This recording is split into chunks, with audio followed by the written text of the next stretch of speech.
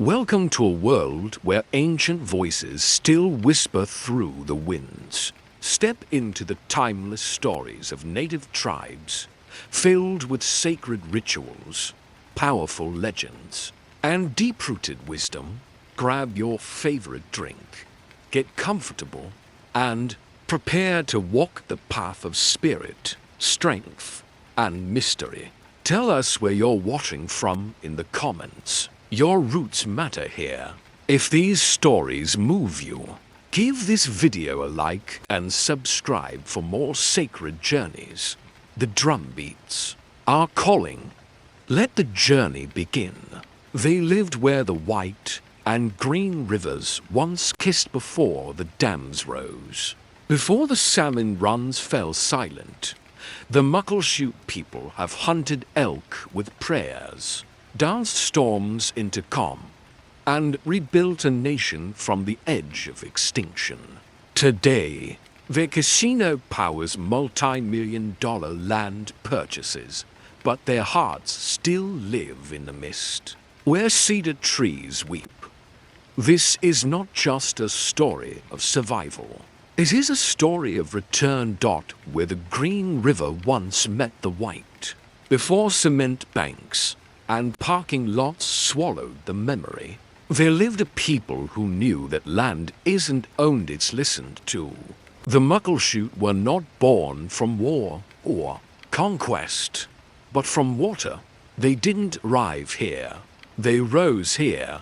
Every bend of river, every rise of hill, every patch of cedar held a name whispered in Lushoot cedar language older than the state. Lines drawn across their sky.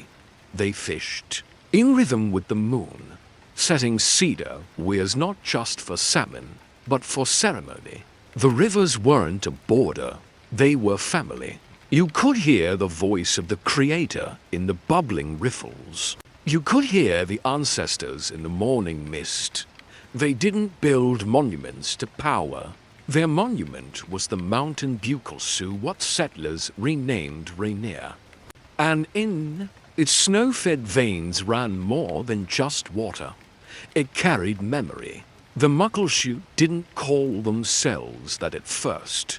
They were Duwamish, Snoqualmie, Skopamish, all threads in a woven world, bound together by fish, fire, and story. When settlers came and said, "What are you called?" they had to choose a name that sounded like a place. So Muckleshoot, after a prairie near a fort, became a stand-in for nations, whose names settlers never learned to pronounce. Their villages lined the rivers like beads on a necklace. Long houses rose from the banks like ribs of the earth, their cedar planks breathing with smoke and laughter. Children learned to paddle before they could write. Elders remembered the taste of water when it was still clean. Everything had meaning, every tree, every trail, every pause between words. Then the rivers were changed. White men came with axes and treaties, with iron rails and paper maps. They straightened what once meandered. They named what was never lost. The green river was moved. The white river was dammed. Salmon runs collapsed like broken promises.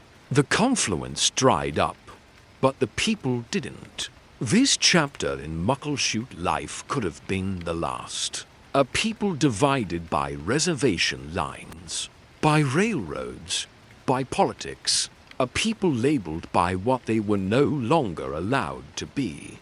But the thing about rivers is they remember. Even when they're rerouted, they look for ways back. So did the Muckleshoot. They gathered again, not just in prayer, but in protest. They reclaimed the word sovereignty and breathed ceremony into it. They fished even when it was forbidden. They spoke Lushoot seed even when schools tried to silence it. They didn't forget. And now, as their language echoes in classrooms, and canoe paddles break the surface once again. Something powerful is returning. Being Muckleshoot is no longer just a line on a document. It's the rhythm of drumming on winter nights.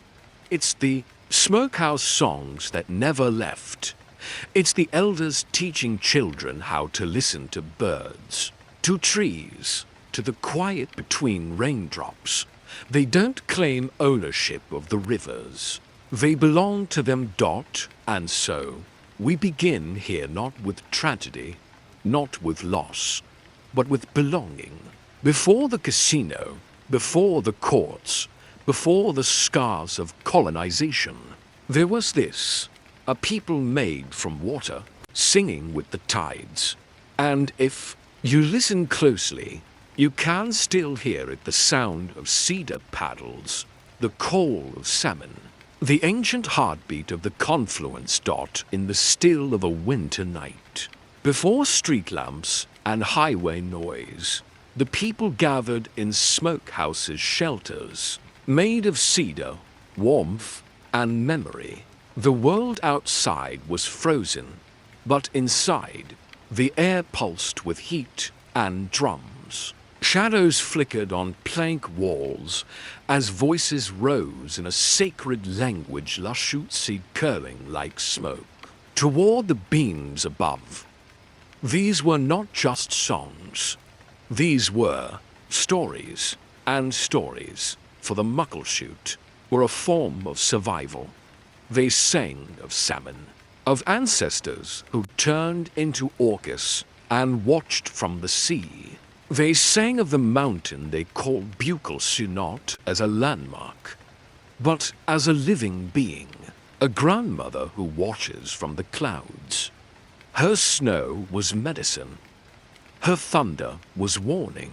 Her silence, when it came, meant something was wrong. The smokehouse was their sanctuary, their university, their courthouse, their womb.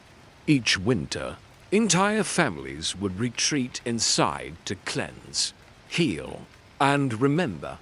There were no pews, no pulpits, only protocol, rhythm, and respect. The fire was not just for warmth, it was for vision. When the room filled with cedar smoke and song, it was said the spirit world leaned closer. That's when the ancestors came. These ceremonies were not for tourists or textbooks. They were for the soul. They honored not just what was alive, but what had passed. Children were initiated. Names were given. Grief was danced. Warriors returning from war, both ancient and modern, would come to lay down their burdens in these cedar halls. But outside, the world was changing. Missionaries came with Bibles and punishments. They saw the smokehouse not as sacred, but as sinful. They labeled the songs devil music and outlawed them with ink and fear. Ceremonial leaders were arrested. Drums were burned. Mountains were renamed. The smokehouse, once a heartbeat of the people, was now whispered about in secret. Yet, it never truly disappeared, even when pushed underground. Muckleshoot families carried the rhythm in their bodies. They hummed songs while fishing. They passed stories across kitchen tables, disguised as bedtime tales. And when the Indian Religious Freedom Act was passed in 1978, nearly a century after their songs were made illegal, the smokehouses breathed again. Today, if you visit the Muckleshoot Reservation in Washington, you may still hear them. Not through a microphone, not on a stage, but in the way a grandmother sings while preparing fish. In the careful steps of a child being taught the footwork of an ancient dance. The songs live in those who remember the mountain not just as scenery, but as soul. And Buccal Sioux still watches. The mountain has never left them. though tourists climb it and take selfies on its icy shoulders to the Muckleshoot. It is sacred ground, a place where prayers rise with the steam of breath, and the past echoes in the crunch of snow beneath moccasins. In their oral history, the mountain holds stories not found in any library. Stories of the first salmon. Stories of a world shaped by dreams and fire. And fire, for them, has always been double-edged. It warms, it destroys, it purifies, it reveals. The fire inside the smokehouse is the same fire that burns in every fight for sovereignty. Every time a drum is struck, it sends out a pulse, a reminder that no matter how many times their songs were silenced, they still know the beat. And every time they sing in ceremony, they are not just remembering who they were, they are deciding who they will become. Because to be Muckleshoot today is not just to be a survivor. It is to be a steward of memory. It is to hold onto rituals that almost didn't make it, and to breathe them back to life. So when a child enters the smokehouse for the first time and feels the cedar smoke sting their eyes, they are not just stepping into a room, they're stepping into history. And if that child begins to sing, even softly, they are not alone. Behind them stand hundreds of voices suppressed, criminalized, forgotten by the world, but never gone. And as the songs rise once more, echoing through trees that once hid them, the mountain listens, and she remembers. But songs can't live on ceremony alone. They need land, they need water, they need the old ways of gathering, the traditions of food, family, and forest. And it is there, in the delicate dance between tradition and survival, to outsiders. A salmon is just a fish, but to the Muckleshoot, it's a relative, a teacher, a lifeline braided in spirit and survival. They don't just catch it, they greet it, thank it, sing to it. Because every time salmon return to the rivers, it's not just nature doing what it does, it's a covenant renewed, an ancient promise. If you take care of the water, the salmon will come back, and with them, the people will live. Cedar and salmon. One grows tall toward the sky. The other swims upstream to the place of its birth. Together, they form the spine of the Muckleshoot world. From the canoe to the smokehouse beam, from cradle boards to fishing weirs, from the body to the spirit. Everything begins and ends with those two sacred gifts taught in the old days. Salmon were more than food. They were an offering, a ritual, a ceremony unto themselves. Elders tell of the first salmon ceremony, when the people would prepare the first fish of the season with meticulous care. No part was wasted. The bones were returned to the river. The spirit, they believed, would swim back and tell the others, "These are good people. Come again." And they did. For thousands of years, the rivers ran red with life. But then came the dams. They broke more than just water. They broke faith. The salmon could no longer return to the places they knew. The songs grew quieter. The riverbeds ran dry. Logging stripped. The cedar forests bare. And what the colonizers didn't take with axes, they took with contracts. The balance began to tilt. The oaths were broken, not by the Muckleshoot, but by those who never understood the promises to begin with. Still, the people did not forget. They held fast to the oaths like threads passed through time. Grandmothers whispered them while cleaning fish. Uncles repeated them over fires. Children memorized them in stories told under woven blankets. The river is our ancestor. They'd say, if she's sick, we're sick. If she heals, so do we. And healing came, not all at once, but in waves. In the 1970s, the Muckleshoot joined other tribes in Washington state in the Fish Wars, a time of protest, of resistance, of casting nets in defiance of unjust laws.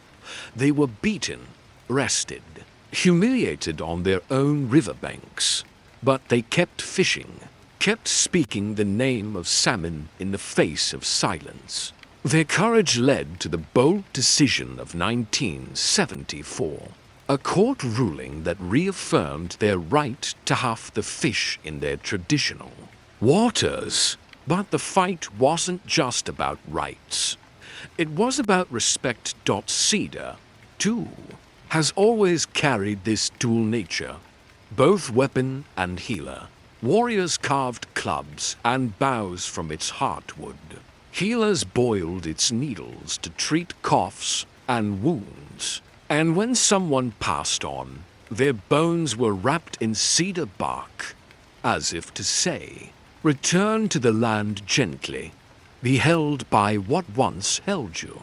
Even in death, cedar remains a keeper of promises. Now, the Muckleshoot people are rebuilding what was torn. They plant cedar. They restore streams. They run hatcheries not to dominate nature, but to honor it, to keep the salmon strong, not as property, but as kin.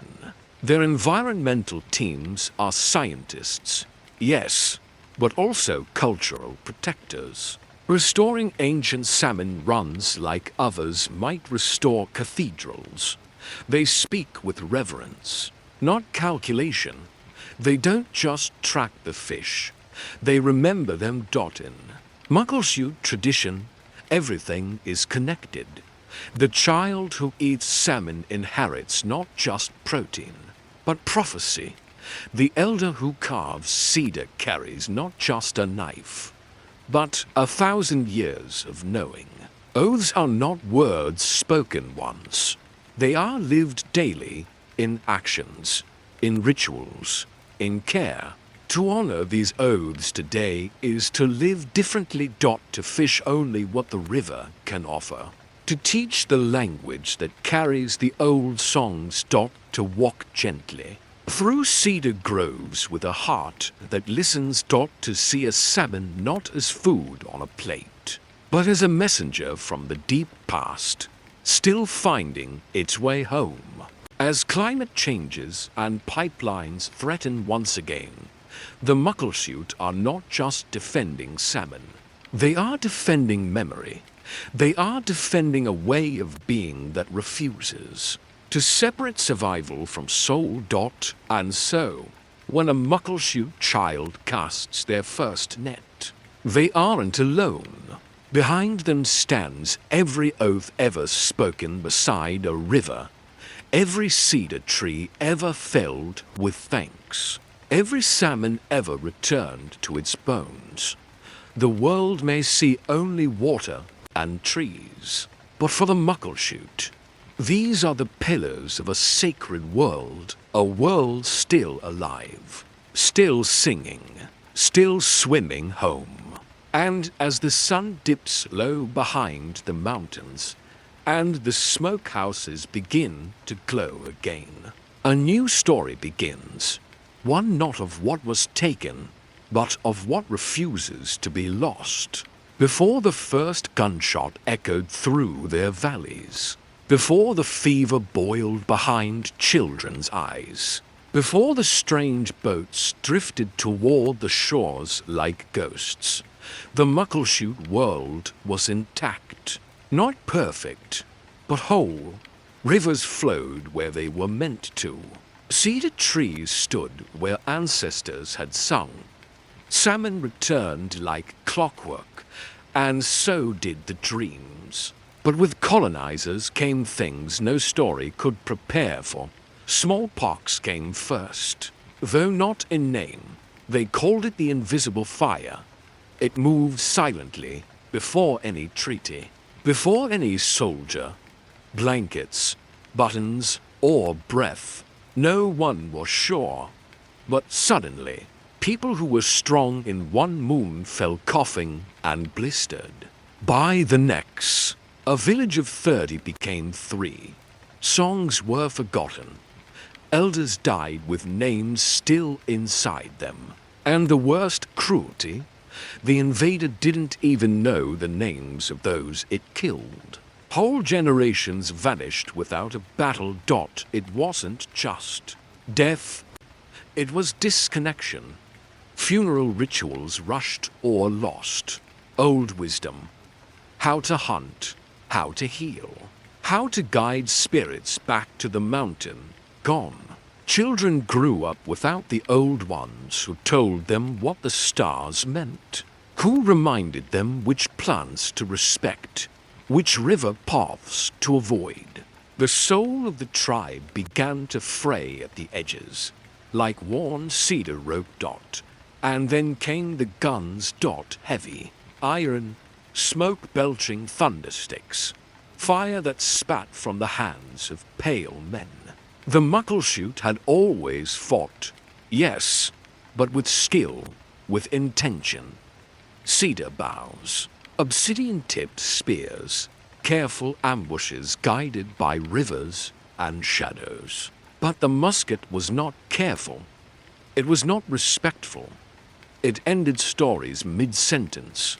Worse, it changed how people thought. Colonizers measured worth in firepower. They looked at the mountain not as a sacred space, but as high ground. They looked at the river not as a relative, but a resource, and the people living beside it, obstacles. Trade became manipulation. Friendship was a mask. Tribes who never needed guns were suddenly offered them in exchange for pelts, food, women, or silence. Those who accepted sometimes found power, but always at a cost. Gun raids replaced respectful hunting. Trust eroded. Once, disputes were solved in council circles or through song contests. Now they ended with powder and metal. And while some tribes fought each other with the tools handed to them, others stood back and watched their world tilt toward something colder. The Muckleshoot did not fall easily. They adapted, hid the sick in forest shelters, burned infected homes to slow the spread, isolated camps, prayed, fasted, listened to dreams that warned of new waves, and through it all, they still welcomed the salmon, still carved the cedar, still whispered the names of the lost. But smallpox didn't come once. It came in waves. 1780s, 1836, 1853. Each time, it hollowed out another layer, and each time, the government used it as a reason to push further. Your villages are too few. You are no longer many. You must move. They didn't see that the few who remained were keepers of all. That mattered. They didn't understand. That culture is not measured in bodies, but in breath. Still, the survivors endured. They refused to break. Mothers sang to babies even as they buried their kin. Warriors taught the younger boys how to read tracks even while dodging militias. And when the settler roads carved deeper into their lands, the Muckleshoot began to carve memory into every mile they could still walk. Today, descendants of those plague years carry that memory in their bones. The Muckleshoot Health Clinics tell Stories in both language and data. The community knows well that disease was never just a sickness. It was a strategy, a quiet war, dressed in blankets and treaties. And the guns that followed, symbols of a time when violence wore the face of law. But the Muckleshoot also teach their children something else. That survival is not just breathing. It's remembering. It's rising after each fall. It's singing for those who no longer can. Some stories still aren't told in full. There are names that can't be spoken without weeping.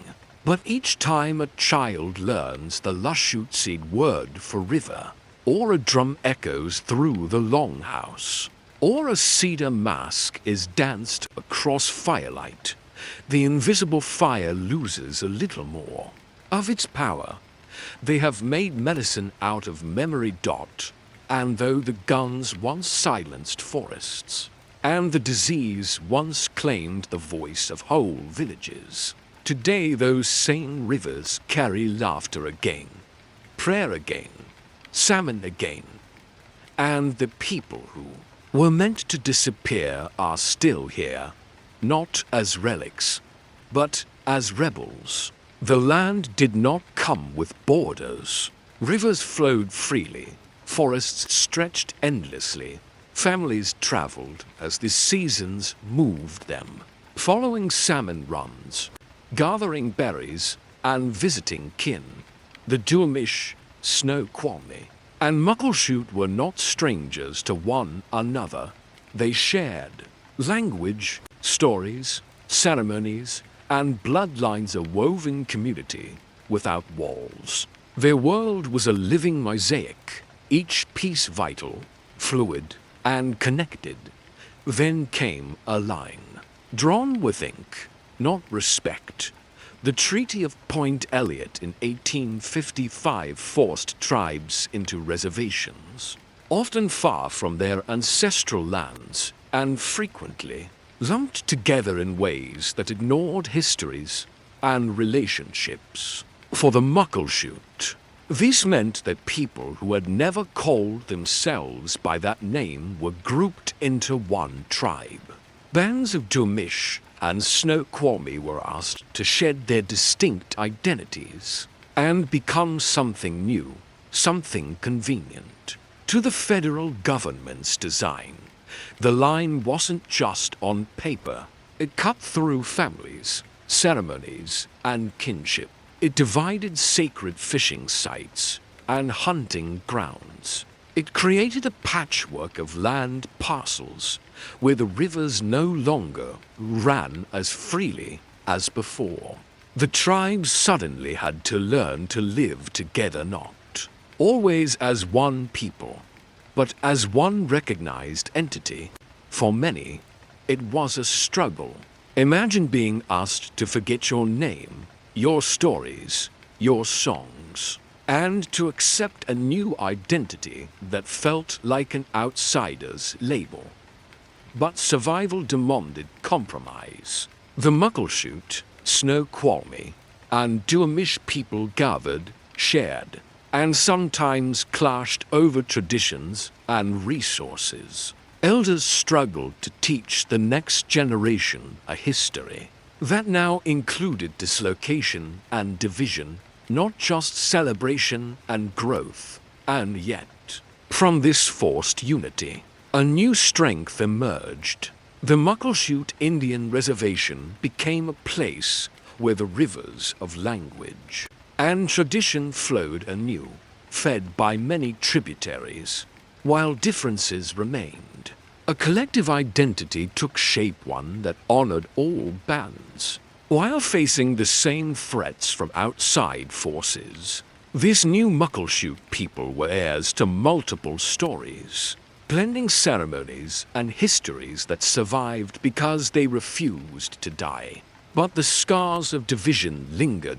Many Duwamish struggled for federal recognition, denied the rights given to the Muckleshoot. Snoqualmie continued their own journey for self-determination.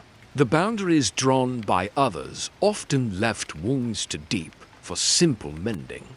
And still, the communities fought sometimes together, sometimes apart for their land, their rights, and their culture. This chapter of division also revealed the resilience of identity. It showed that belonging isn't just about geography or government paperwork. It's about the stories we carry, the languages we speak, the songs we sing at dawn, and the prayers whispered into cedar smoke. It's about family, community, and the unbroken circle of time. Today, those rivers of blood, tradition, and memory still flow through the Muckleshoot Reservation. The people continue to honor their diverse roots, celebrating what makes each band unique while standing united in their shared future. The powwows, the language classes, the salmon ceremonies, they are threads weaving back together a tapestry once torn. The line on the map can never erase the deeper connections that no treaty or government can sever. Because, though, they were divided by a line, the Muckleshoot remain whole in spirit. As rivers converge downstream, so to do their stories, flowing toward renewal.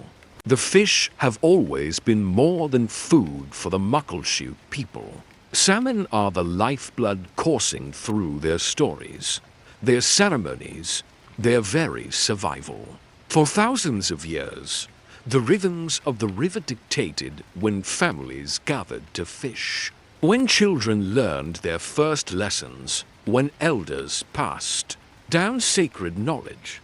But in the mid-20th century, those rhythms were violently interrupted. The rivers that once overflowed with salmon began to run quiet. Dams rose, blocking migratory boats. Pollution fouled the water. Overfishing by non-native industries left fewer fish for the people who had lived by the rivers since time immemorial. It was not just an environmental crisis, it was an assault on identity. By the 1960s, the Muckleshoot were fighting for more than fish. They were fighting for survival itself. The fight became known as the Fish Wars, a series of protests and fish-ins where tribal members risked arrest and violence to assert their treaty rights to fish in their ancestral waters. Muckleshoot fishermen waded into cold, flowing rivers, nets in hand, standing firm against state authorities who saw their actions as illegal. What the state called defiance, the Muckleshoot called justice. One fishing site after another became battlegrounds of sovereignty. Warriors were no longer wielding bows and arrows, but the strength of ancestral laws and the power of community.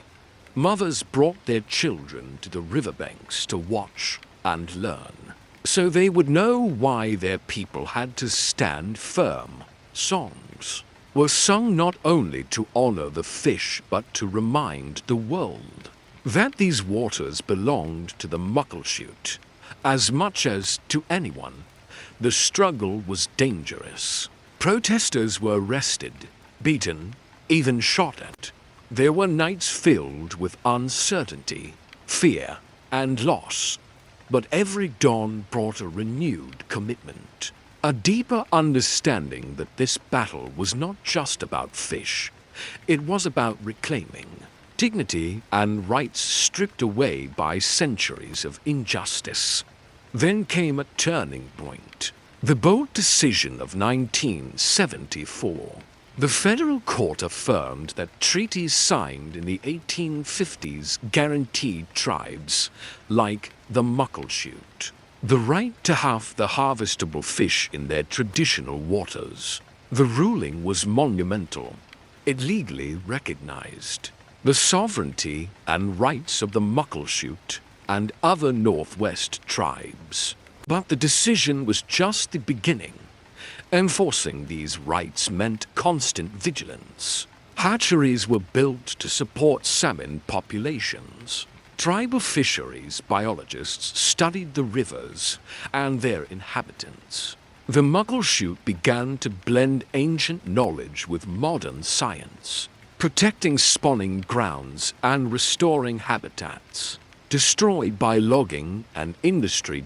Today, the fight for the fish continues in new forms. Climate change threatens water temperatures. Pollution still challenges survival. Yet, every year, Muckleshoot families gather by the riverbanks, renewing old prayers and new promises. Their relationship with the salmon is sacred. It is a bond, sealed by struggle, sacrifice, and respect. As salmon swim upstream, carrying the stories of survival and resistance in their scales. The Muckleshoot carry their legacy forward. The battle for the fish is the battle for identity, for community, and for the right to be heard. From the rivers, the story flows onward to the voices of the elders, the songs of the smoke houses, and the ceremonies that keep the spirit alive. My grandmother's hands always smelled of cedar and earth. She didn't just know the trees, she understood them. To her, every knot, every ring, every whisper of the wind through the branches was a story waiting to be told. She said the trees remember everything. The laughter of children, the prayers sung around fires, the footsteps of those who walked before us when she spoke. It was like the forest itself was speaking through her. She taught me that the forest isn't just wood and leaves. It is a living library, a sacred place where the past and future meet. When the settlers came, cutting down ancient cedars without thought, they didn't just take trees. They took pieces of our history, our spirit. But my grandmother said, as long as one tree stands, we stand too. She showed me how to listen to the rustle of leaves, the creak of bark, the songs of birds hiding in the canopy. She could name every plant that heals, every root that feeds, every branch that shelters. She told stories of how our people used cedar to build canoes that could hold a whole family, to craft masks that called spirits, to weave baskets strong enough to carry the harvest. But knowledge like hers was endangered. Schools taught us to forget. Boarding schools forced children to cut their hair and speak only English. They told us our ways were wrong. My grandmother carried that pain quietly, but she never stopped teaching us in whispers, in songs, in the way she lived. Her stories held more than facts. They held resilience. They were lessons in survival. She taught me that to be Muckleshoot is to be rooted like the cedar, firm in storms, reaching toward the light, connected deep beneath the soil. Even as the world changed, the forest remained a constant. My grandmother walked its trails when the salmon didn't return, when the rivers grew silent. She prayed to the mountain, to the spirits of the water, to the ancestors who still lived in the trees. She believed that healing begins with remembering, with respect, with the quiet strength of the earth. Through her voice, I heard the heartbeat of a people, a heartbeat that never stopped, even when threatened with silence. I learned that to carry her knowledge is to carry a sacred trust, to honor the past, to protect the present, and to prepare the future. Her hands passed down more than skills. They passed down a way of being, one that sees the forest as family, the earth as home, and every breath as a prayer dot as we gather now.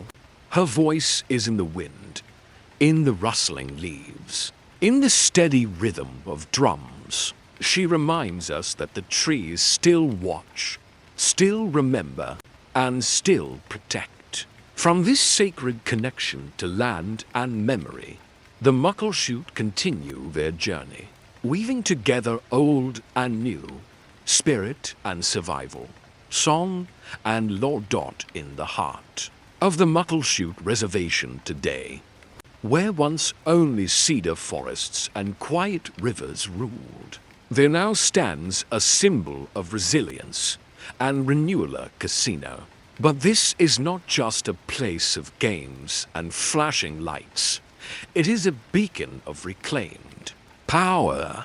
It represents decades of struggle, determination, and the vision for a future where the Muckleshoot control their destiny.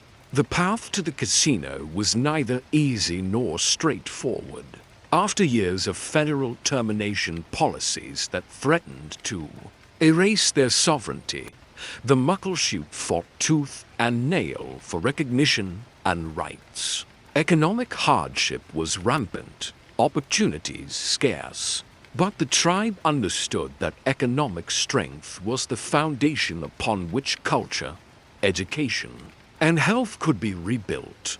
The Muckleshoot Indian Casino opened its doors not just as a business, but as a lifeline. Revenue generated here funds vital programs, language classes to revive Lushoot seed, health clinics to care for elders and children, housing projects to keep families together. Each dollar earned is a seed planted in the community's future. Yet, amidst the bright lights and busy tables, the tribe never lost sight of their roots. Beside the casino grounds, the pounding of drums and the echo of cedar canoes remind all who visit that this prosperity is tied to ancient traditions. The canoe journeys, once threatened by loss and displacement, have returned as powerful cultural ceremonies. Young and old paddle side by side, bridging generations with every stroke. This reclaiming of power is not just about money or modern success. It's about restoring balance between the material and the spiritual, between the present and the past. The canoe, carved from sacred cedar, is a moving altar, carrying prayers and promises down the same rivers that sustained their ancestors. The tribe's economic resurgence has also strengthened political sovereignty. They negotiate as equals with state and federal governments, protect their lands from encroachment, and steward natural resources with knowledge passed down through centuries. The casino is a symbol of self-determination, proof that the Muckleshoot are not relics of history, but architects of their own future. But this power is carefully balanced with humility and respect. Every decision is guided by the teachings of elders and the wisdom of the land. When profits rise, so to do investments in culture and community wellness when challenges come. The tribe faces them as one, grounded in the same strength that carved canoes and caught salmon. This chapter in Muckleshoot history is a testament to resilience and adaptation. It shows how people once pushed to the margins can rise again, not by erasing their past, but by carrying it forward. The drumbeat of ceremony continues alongside the hum of business, weaving old stories into new realities. As night falls over the reservation, the glow of the casino mingles with the flicker of bonfires. The voices of children learning Lushoot seed mingle with the cheers of visitors at the gaming tables. The paddle strokes on the river echo with the heartbeat of a people who refused to vanish from this place of renewal. The Muckleshoot look ahead, not forgetting their history, but forging ahead with hope and power. Next, we step into the stories of the youngest generation, those who carry the language, the songs, and the sacred oaths into a new dawn. The future of the Muckleshoot rests in the hands of their children, the children of fire, as elders lovingly call them. These young ones carry the warmth of the past, the flame of tradition, and the hope for what comes next. For a tribe that has endured displacement, broken promises, and near silence, the revival of language and ceremony is nothing short of a miracle. The shoot seed, once forbidden in schools and homes, is now taught with pride. Classrooms with the sounds of a language that weaves the natural world into every word. Children learn to say salmon as ska and cedar as tx dull. These aren't just vocabulary lessons. They're lessons in belonging, identity, and resilience.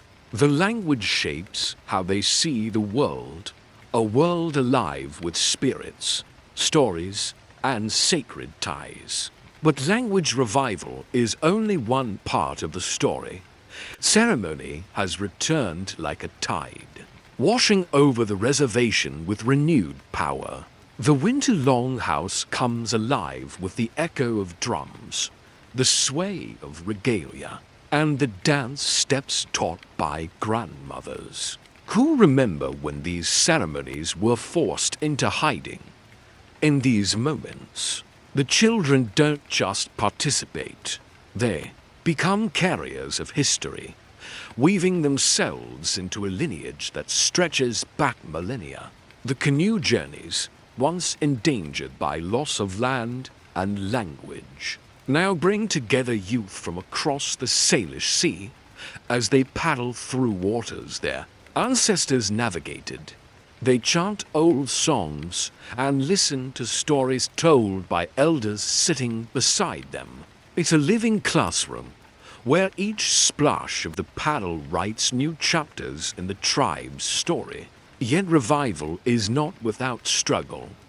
Many children grow up balancing two worlds: the modern demands of school, technology, and city life, alongside the pull of tradition and ceremony. Some families face economic hardship, social challenges, and the trauma that lingers from past injustices. The revival efforts are as much about healing as they are about culture.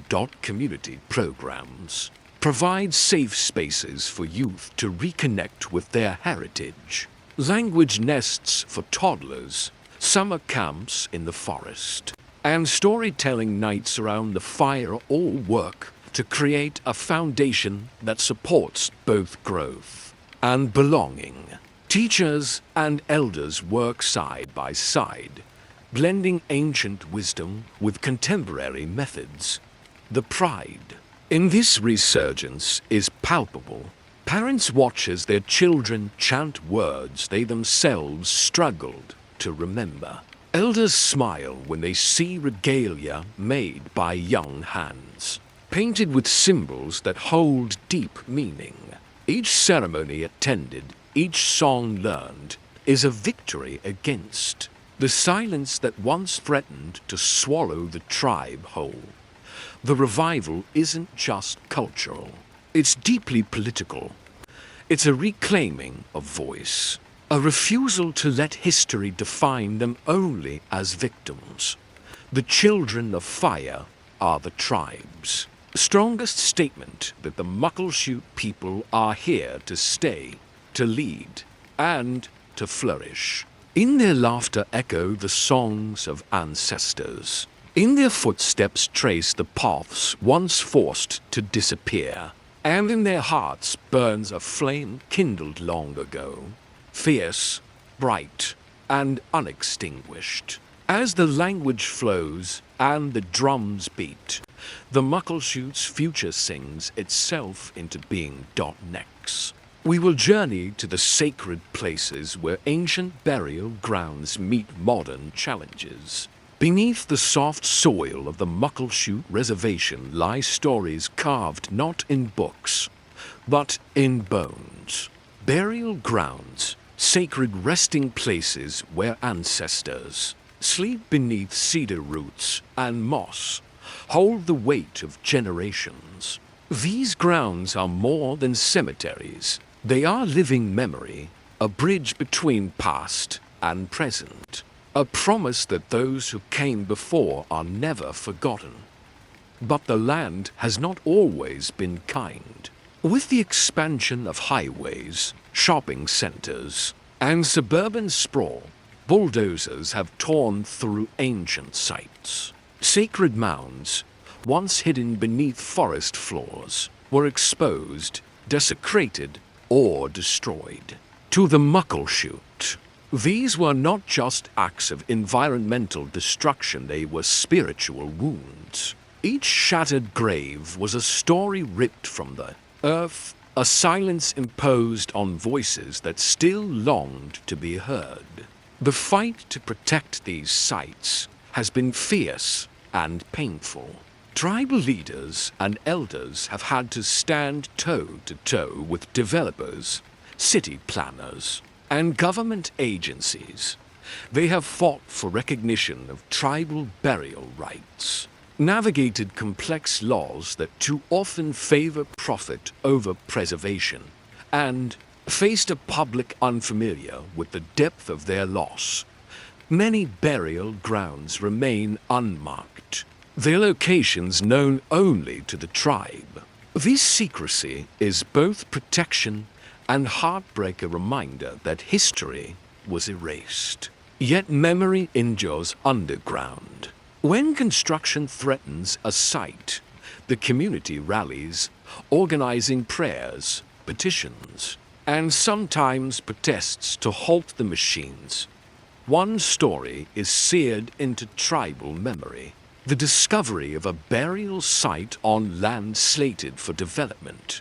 For days, work stopped as archaeologists and tribal representatives came together in uneasy partnership. The remains were carefully studied, reburied with ceremony, but the scars of the disruption lingered. For the Muckleshoot, it was a painful reminder that the past was never fully at rest. Yet amid these battles, hope grows. New laws now require developers to consult with tribes before disturbing sacred sites. The Muckleshoot are using these legal tools to reclaim their voice, ensuring that the land remembers what the history books often forget. Tribal cultural committees work with scientists and planners to create maps, protect habitats, and educate the public about the importance of these sacred places. Young Muckleshoot activists have also taken up the cause, blending traditional ceremony with modern advocacy. They carry tobacco offerings and smartphones alike, documenting the land's stories and sharing them far beyond reservation borders. Their efforts are changing minds, building alliances, and turning wounds into warnings. For a more respectful future, the land remembers not just what was lost, but what can still be saved. Each tree felled in protest, each prayer uttered beneath the canopy, is a reminder that these places are sacred ground. They hold the echoes of children's laughter, the footsteps of hunters, and the whispered songs of ancestors. To protect them is to protect the soul of the tribe. As bulldozers pause and prayers rise, the Muckleshoot reclaim not just earth, but identity. Their fight is far from over, but with each victory, they carve out space for memory, respect, and renewal. The story continues not just in courtrooms or council chambers, but in the steady steps of a people who refuse to be erased. For centuries, the Muckleshoot lived under laws not of their making, rules imposed by distant governments that ignored their sovereignty, their traditions, and their very existence. But today, on their own reservation, the Muckleshoot are not just subjects of law, they are its makers. They are the judges, the enforcers, the protectors of justice for their people. Sovereignty is not a gift. It is a hard-fought right, reclaimed through decades of struggle and resilience. After years of federal termination policies and denial, the Muckleshoot tribe rebuilt their government. They established tribal courts and councils that blend ancient customs with modern legal frameworks. This dual system reflects their identity, rooted in tradition, but equipped to navigate the complexities of today's world. The tribal court hears cases that range from family disputes to environmental violations. Justice here is more than punishment, it's restoration. It's about healing relationships, honoring community, and respecting the land that sustains them all. Elders play a vital role, their wisdom guiding decisions that affect not just individuals, but the entire tribe. Beyond the courtroom, the Muckleshoot have become powerful stewards of their natural resources. Tribal environmental agencies monitor water quality, protect salmon runs, and regulate land use. When pipelines threaten sacred grounds or fish habitats, it's the Muckleshoot's voice that leads the fight, backed by law and cultural authority. This self-governance has transformed lives. Programs for education, health, and social services are crafted by the people they serve, ensuring cultural relevance and community trust. Youth are taught their rights and responsibilities as citizens of both their tribe and the broader nation, learning to navigate dual identities with pride. But sovereignty brings challenges. Balancing traditional values with modern demands requires constant dialogue. Tribal leaders negotiate with state and federal governments, advocating fiercely for recognition and resources. The struggle for jurisdiction, deciding who has authority over land, water, and people, is ongoing and complex. Yet the Muckleshoot have embraced this complexity as strength. They've created laws that protect sacred sites, regulate fishing and hunting, and support cultural revival. Their governance reflects a deep understanding that law is not just rules on paper, but living principles that uphold community and connection. In council chambers and on riverbanks, the message is clear: this is their land, their law, their future. The Muckleshoot are no longer defined by treaties made without their consent, or by histories written for them. They are architects of their own destiny, shaping a nation that honors the past while building for tomorrow. The pulse of their sovereignty beats in every decision, every ceremony, every act of stewardship. It is a reminder that justice, like the river, must flow freely and fairly for all. As the tribal court adjourns and the river continues its endless journey, the Muckleshoot stand as a testament to resilience, a nation reborn in law, spirit, and hope.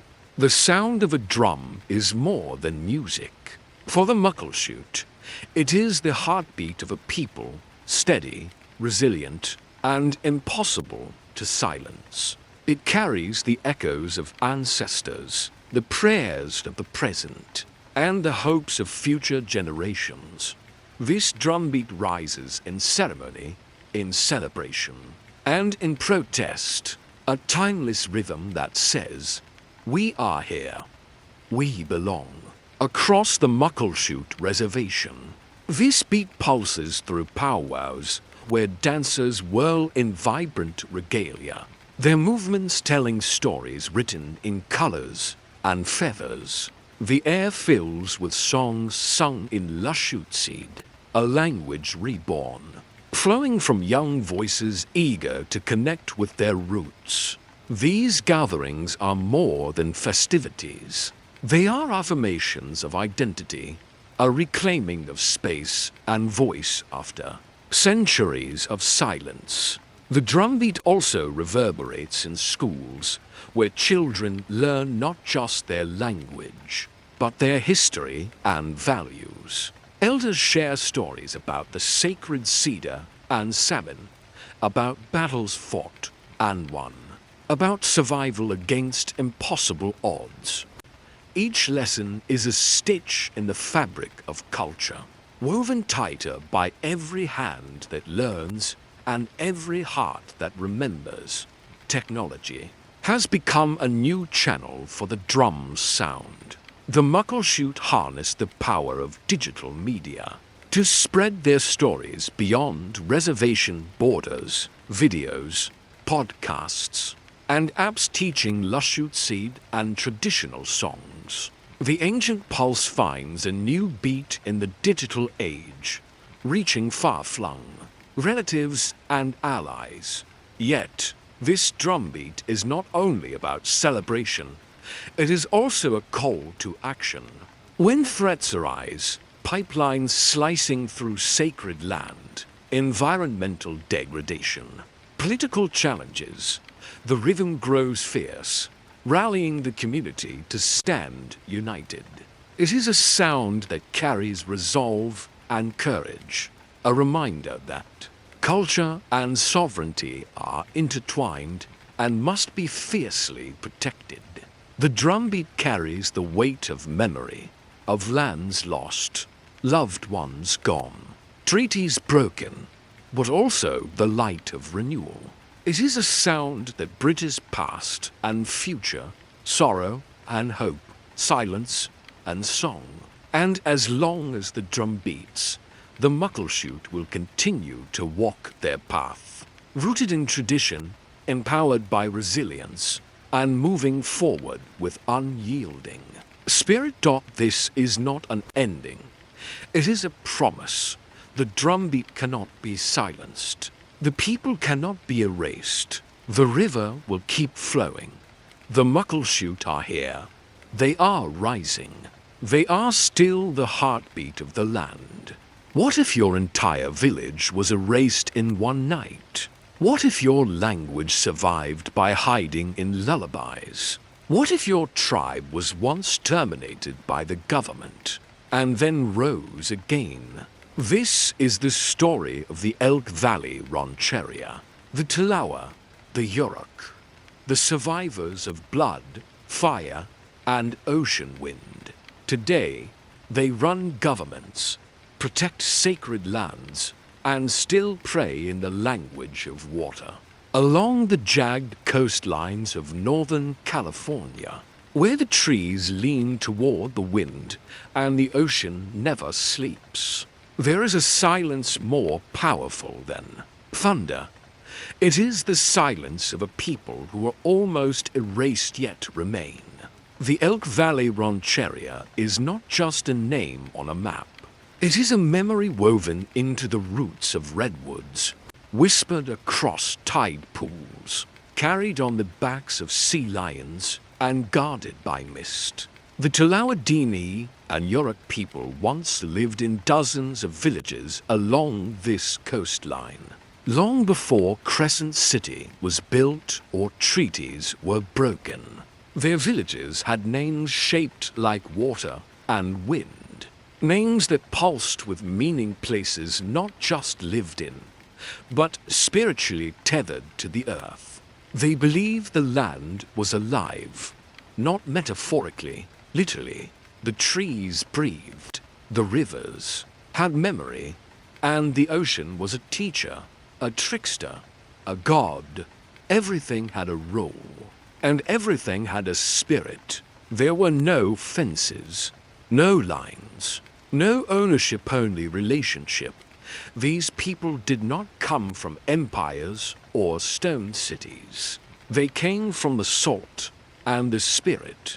Their wealth was measured in salmon, in cedar, in stories passed down through the drumbeat of generations. They fished the Klamath and Smith rivers, carved canoes that could speak to currents, and built plank houses from redwood so sacred it was never felled in greed. Each generation taught the next how to listen, not just to elders, but to fire, to the flight of birds, to the pulse beneath their own feet. But the land didn't stay quiet forever.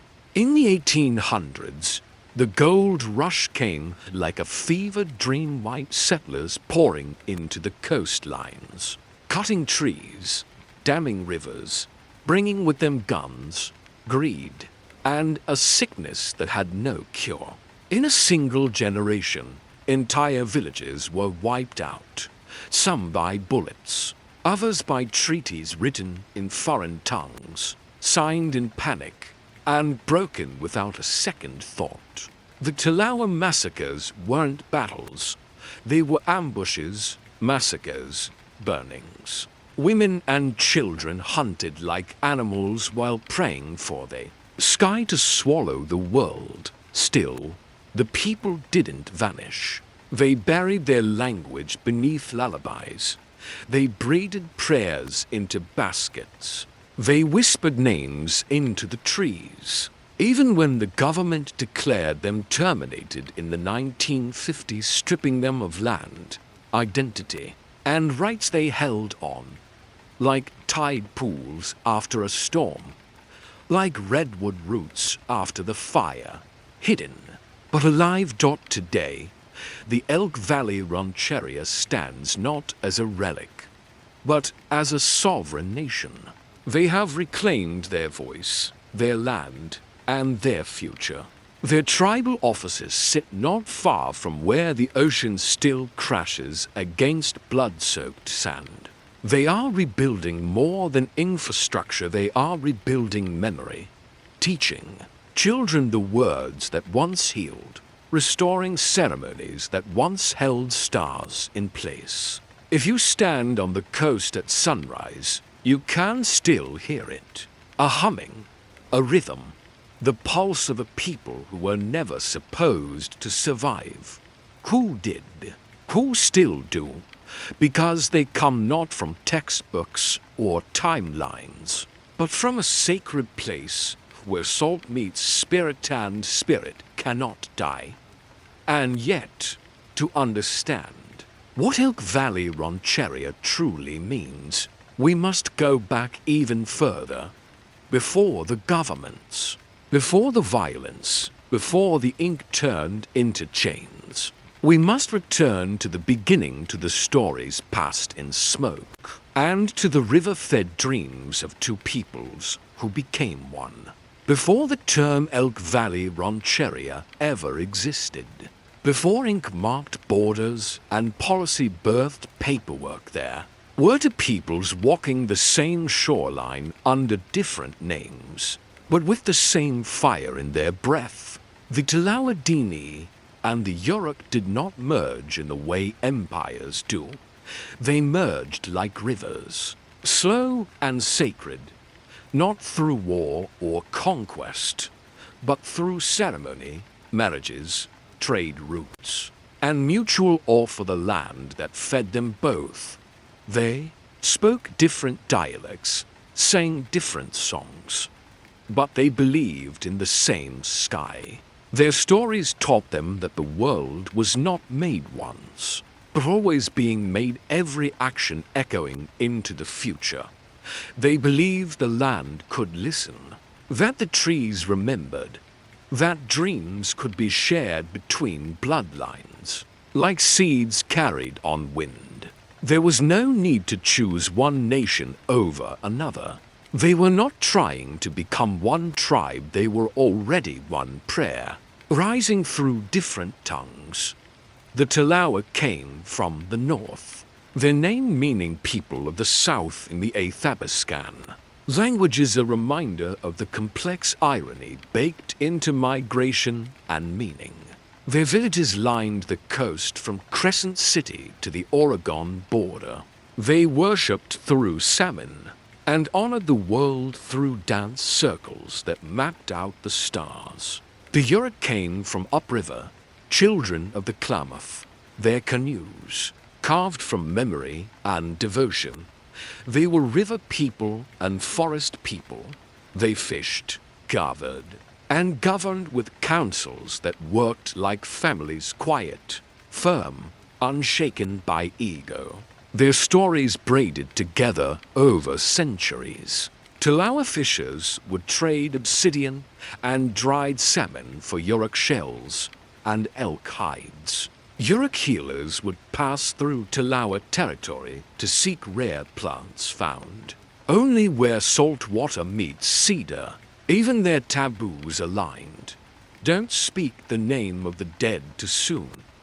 Don't fish from a poisoned river. Don't cut sacred trees without song. But as the settlers arrived and the erasure began boarding schools, land theft, blood quantum, many of the original village names were scratched off maps. The lines the colonizers drew were clean, but false. The truth was messier, more beautiful, to peoples with different pasts, walking the same future. And so, when the federal government forced the creation of rancherias, tiny land allotments meant to house surplus Native Americans, they lumped Talawa and Yurok together, without understanding how deeply they already were united. What Washington saw as convenience, the people transformed into purpose. They didn't just share space, they built a new fire. In the decades that followed, a new generation was born, descendants of both tribes, carrying dual lineages and double strength. Children were raised hearing stories into tones, learning not to choose, but to remember. Elders said, "You are not less, you are more." You are the echo of two prayers that never stopped being spoken. That merging wasn't always smooth. Pain lingered in the quiet places, pain from relocation, from broken treaties, from the constant demand to define their identity in a language that could never hold it. But still, the community endured. Their togetherness wasn't accidental. It was intentional. It was ceremony. They learned to hold each other up in ways the outside world never did. When one family couldn't fish, another shared. When one language was fading, another elder stepped in. They did not erase differences. They celebrated them. The Talawa danced to the rhythm of ocean, drums. The Yurok sang prayers shaped by rivers and redwoods. But when they came together around the fire, the smoke rose the same, upward, steady, unbroken. To this day, Elk Valley is not a name that defines one single tribe. It is the name of a place where two tribes learned to carry grief and strength, side by side. A place where prayers are layered like driftwood, weathered, strong, and shaped by time. They didn't call them structures. That was a word for rectangles and right angles. These were homes sacred, warm, alive, made not just from cedar, but from memory and intention. The Talawa and Yurok built with the wisdom of wind and the rhythm of water, crafting houses that felt as if they had always belonged to the earth. No blueprints, no nails, just hands, heart, and ancestral design. The Iroquois rested low to the ground, sunken into the soil like tree roots. Redwood planks stood tall around a square hearth, at the center where fire danced quietly, day and night. There were no windows, only a single door facing east, always east, to greet the first light. Smoke escaped through an opening in the roof, trailing into the stars like a signal to the spirits. These were not temporary shelters. These were memory chambers, places where stories curled into the rafters and time moved slower. The Talawa, living farther up the coast, built in a similar way but closer to the ocean. Their homes listened more to the salt wind. Their plank houses used cedar and spruce, chosen for their breathability and resistance to rot. These homes did not just hold families, they held seasons, rituals, life cycles. A child might be born in the same corner where their great-grandmother once sat weaving baskets from hazel branches. That kind of continuity mattered. It made the walls feel like kin. Inside, it wasn't silence that ruled, it was listening. Every creak in the wood, every shift of the fire, every whisper carried weight. Elders sat in circles, speaking in low tones as children traced patterns in the dirt. Meals of salmon, acorns, elk, and seaweed were shared in bowls carved from memory. Stories were told not to entertain, but to anchor. Marriage, too, found its beginning in these spaces. Families did not just join lovers, they joined clans, dreams, responsibilities. Marriage wasn't a romantic escape. It was an agreement with the land and with time. And it was women, often, who wove those bonds the strongest. Yurok and Talawa. Women were keepers of lineage, of law, of land. They chose with care, and when they spoke, the room listened. Certain homes belonged not just to people, but to ceremony. Sweat lodges sat lower to the earth, their dome shapes covered in hides or branches. Inside, men and women would purge grief, pray, and prepare for transformation. The heat, the steam, the stones, they were not just elements, they were guides. Between sweat and shadow, visions came, warnings came, healing began. And above all these homes was the night sky, thick, black, endless. The Yurok watched the moon's changes with reverence. They said its phases shaped the lives inside their homes. A full moon brought clarity, a new moon brought caution. Talawa star maps were painted in oral tradition, passed from mouth to memory. They believed dreams traveled through starlight, that ancestors walked just past the edge of what could be seen. So when a home was dark and quiet, it wasn't empty, it was listening. Homes were never just buildings, they were alive. When a house was abandoned or a family lost, the structure was not left behind casually. It was mourned, sometimes burned, sometimes buried. Cedar doesn't forget. It holds the breath of every life that passed through.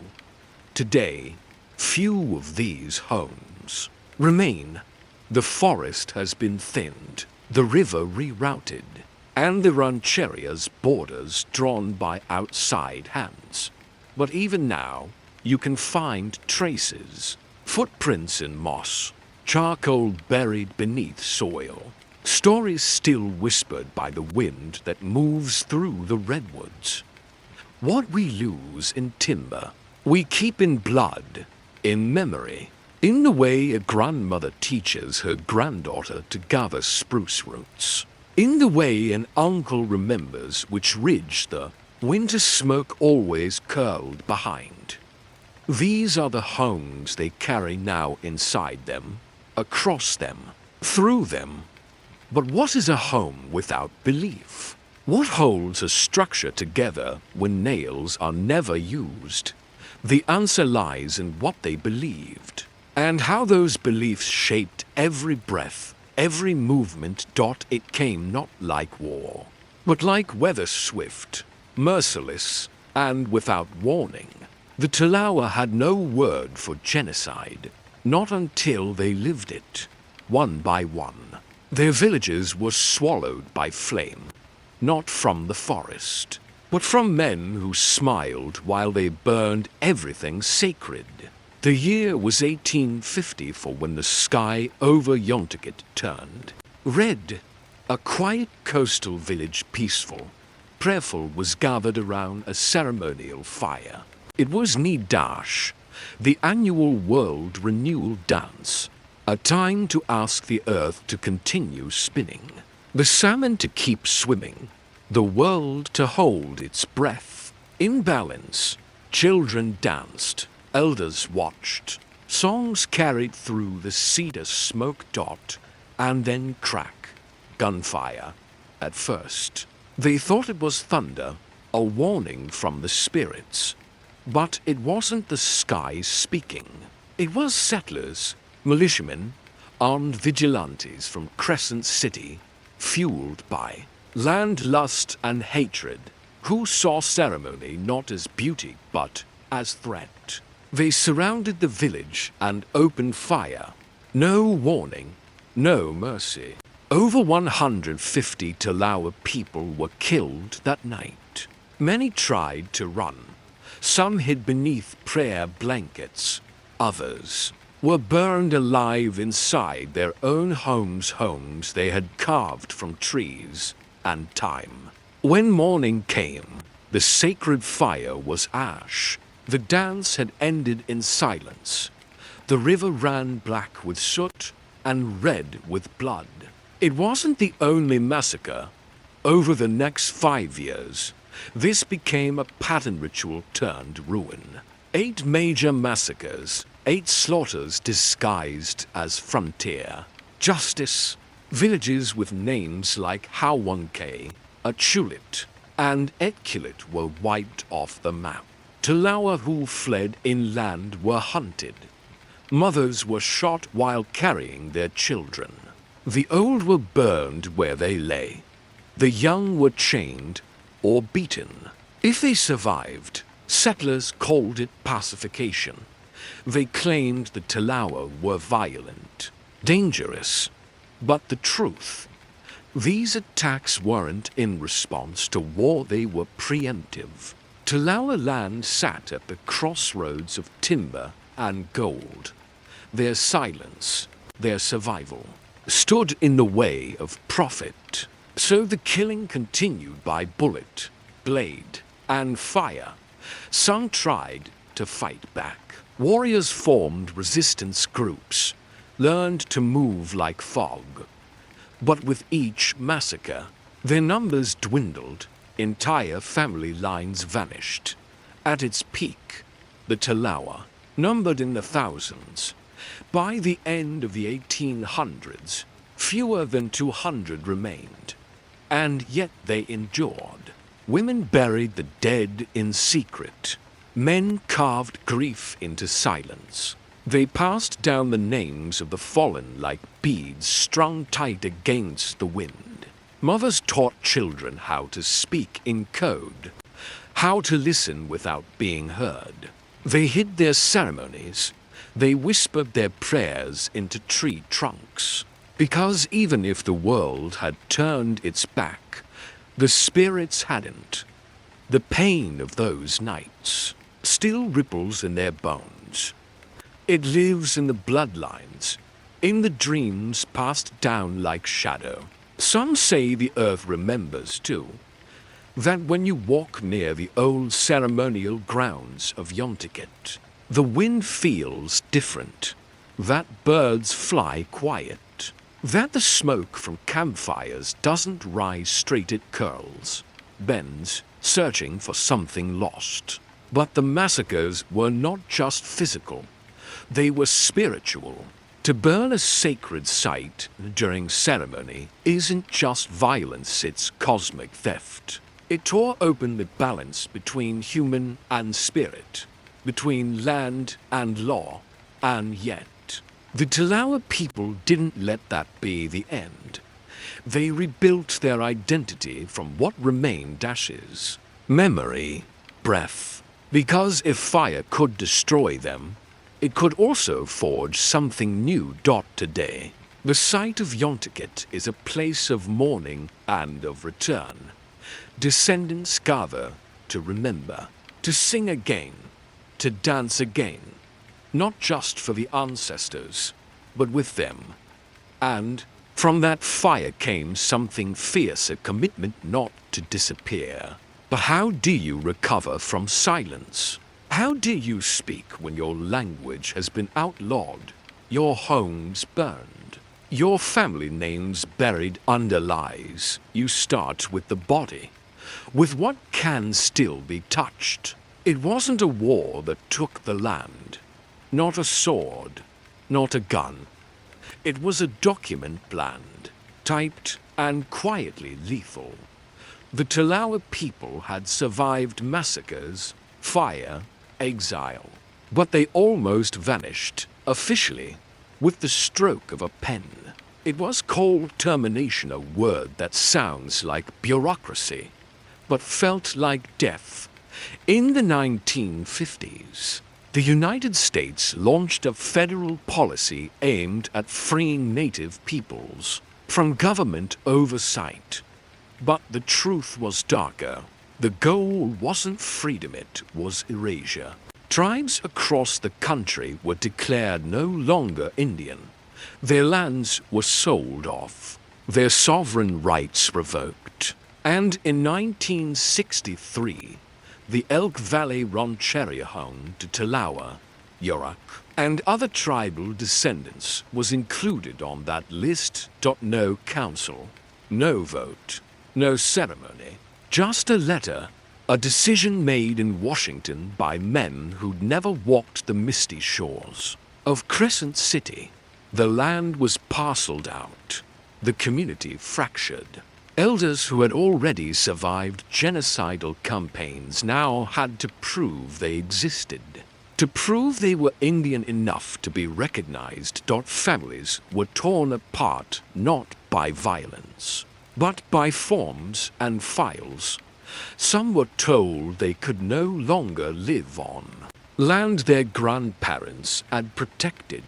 Others were pressured to assimilate, to stop speaking the language, to stop practicing the ways. Children were pushed deeper into white schools, white jobs, white silence. The paper didn't spill blood, but it erased birthrights. And still, they fought. In kitchens. Over coffee, aunties and uncles gathered. They brought out old maps, memory, scraps, enrollment lists, photos worn soft from time. They formed councils, wrote petitions, not to ask for pity but for the truth to be written back into law.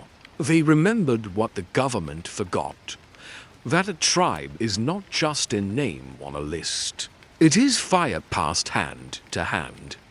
It is every salmon caught, every word spoken between bark and smoke. It is the way a mother teaches her child to listen to waves the way others listen to clocks.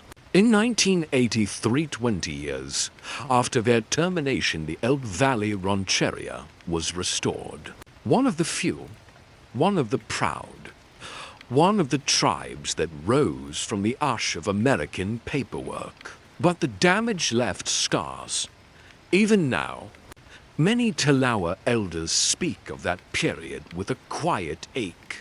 They remember being treated as ghosts in their own homeland. They remember the humiliation of being told they were no longer real. And still they held on. Because they understood something America never quite did. That land is not a deed. That culture is not a checkbox. That identity is not a line on a census, it's a heartbeat passed down, dotted paper tried to erase them. But it failed, because the Telawa wrote their story in salt, in wind, in flame. They kept speaking, kept fishing, kept returning to the ceremonies, even if they had to do it in the woods, in secret, in defiance. What began as silence became survival. What was meant to be the end became another beginning. Language is not just words.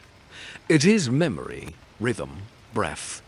It is the way a grandmother calls a child by name, the way a song wraps around a fire, the way prayers rise like smoke into cedar branches. For the Telawa people, that language is Dini, and for a long time, it nearly vanished. By the 1980s, only a few first language speakers remained. Fluent elders spoke in hushed tones, their words heavy with the knowing that no one younger fully understood. Boarding schools had punished their language. Government policies had choked it. Parents, trying to protect their children from punishment or shame, had stopped passing it on. And so, Dini began to flicker like the final ember of a once roaring fire. But even a whisper, if held long enough, can become a voice again. Some stories say Dini came to the Telawa in dreams. Others say it was born in the mouths of owls and drifted in on ocean winds. What matters is this: it never truly left. It waited in the names of rivers, in the lullabies half remembered, in the silence between sentences, and then slowly, deliberately it began to return. In small classrooms in Crescent City, Telawa teachers began recording what the elders still knew. Every noun was a memory, every verb a resurrection. They built a dictionary not just of definitions, but of lifelines, a bridge, back to the way their ancestors saw the world. Because Dini doesn't just describe things, it tells you how to see them. In English, a river is just water. In Dini, it's easy, alive, and moving, carrying spirit. In English, the word for moon is a noun. In Dini, it is an event, a presence, a story told in the sky. The language doesn't separate the world into objects. It connects them, tree to bird, human to stone, past to now, for young Telawa today. Learning Dini isn't just about communication, it's about identity. It's a way to remember that they belong not just to a tribe, but to an ancient way of seeing. Elders say dreams are more vivid when thought in Dini, that spirits listen better when spoken to in the old tongue, that grief softens when mourned in the language of your ancestors. Today, there are immersion camps, singing circles, school programs where students learn to greet the morning sun in Dini. The sound is returning not just as a study, but as a song. Mothers whisper it to babies, artists carve it into wood, and on sacred days, it is spoken to the waves again. But the work is far from easy. It takes patience, funding, trust. Some words are still missing, like bones of a broken story. Some phrases don't translate because no English word can hold their spirit. And yet, every week, new learners gather, some from the tribe, some allies, all believing that language is not dead until you forget how to feel in it. To speak Dini is to speak with the voice of the land. It is to say, we are still here. It is to tell the world, you tried to silence us, but we kept dreaming in our own tongue. And in dreams, the language never fades. In the fog-thick mornings of Northern California, where the trees rise like green cathedrals and the sea murmurs its old songs, a tribe once nearly erased made a controversial decision to build a casino. For some, it was salvation. For others, betrayal. But for the Elk Valley Rancheria, it was something far more personal, a sacred vote. A gamble not of luck, but of sovereignty. In the early 2000s, Elk Valley stood at a crossroad. After generations of federal termination, relocation, broken treaties, and institutional silence, the tribe had clawed back recognition. But recognition without resources is a hollow nameplate. Poverty lingered, jobs were scarce, cultural programs were few. The language was reviving, but slowly the land was returned, but not enough to sustain a full future. So they turned to what other tribes had begun to use as a double-edged tool: gaming. This wasn't just about blackjack tables or slot machines. It was about having the power to decide what the tribe would look like in 10 years, 20, 100. It was about whether elders could retire with dignity, whether children could study their language, not just their alphabet, whether self-determination was a phrase on paper or a real, beating heart in the community. But before there was a casino, there had to be a vote, and that vote, it was sacred. Elders who remembered the Determination Act of 1958, the one that had officially ended their tribe in the eyes of the federal government, stood shoulder to shoulder with young parents and teenage voters. There was no uniform agreement. Some feared that casinos meant moral compromise, addiction, and strangers flooding the land. Others argued that survival requires evolution, and evolution sometimes wears a business suit. But all knew this. The vote was theirs, not Washington's, not Sacramento's, theirs. When the ballots were counted, it was close, painfully close. But the decision was yes. The Elk Valley Casino opened its doors just outside Crescent City in 2002. Modest by Las Vegas standards, but powerful in meaning. And almost immediately, the changes began. Revenue meant scholarships for tribal youth. It meant funding for housing improvements, dental care, language classes, and cultural preservation. It meant being able to dream beyond survival. Still, the discomfort never left entirely. Some said the flashing lights clashed with the quiet dignity of the coastal lands. Some elders refused to enter, choosing instead to remember when the only exchange of value was salmon, cedar, and words passed down at dawn. But others saw the casino as a kind of modern longhouse, a gathering point, a place where their sovereignty paid bills, fed families, and kept the sacred alive in unexpected ways. Most tribes walk a line between tradition and the tools of a modern world that was not built for them. Elk Valley chose to walk that line with clear eyes and open debate. The casino, they say now, is not a symbol of greed.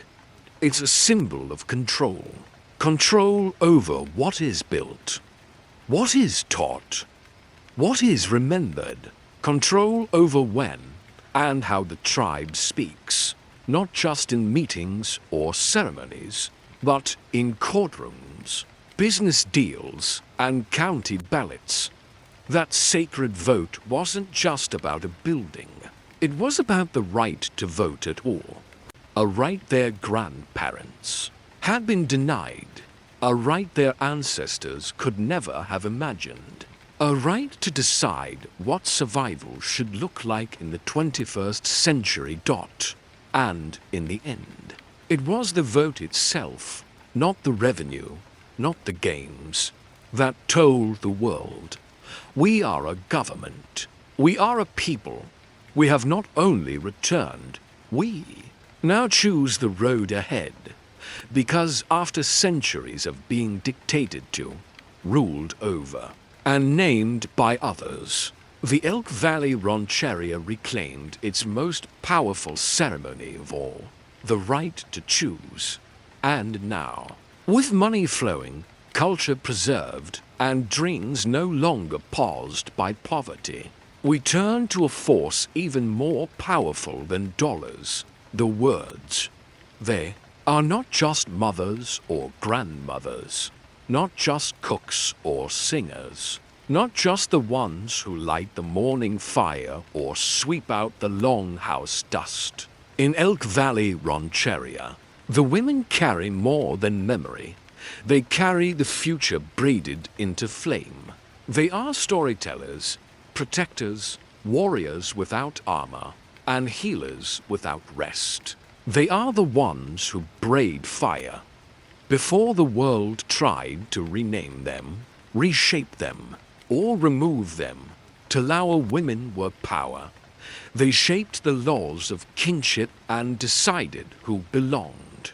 They knew the timing of fish runs better than any tide chart.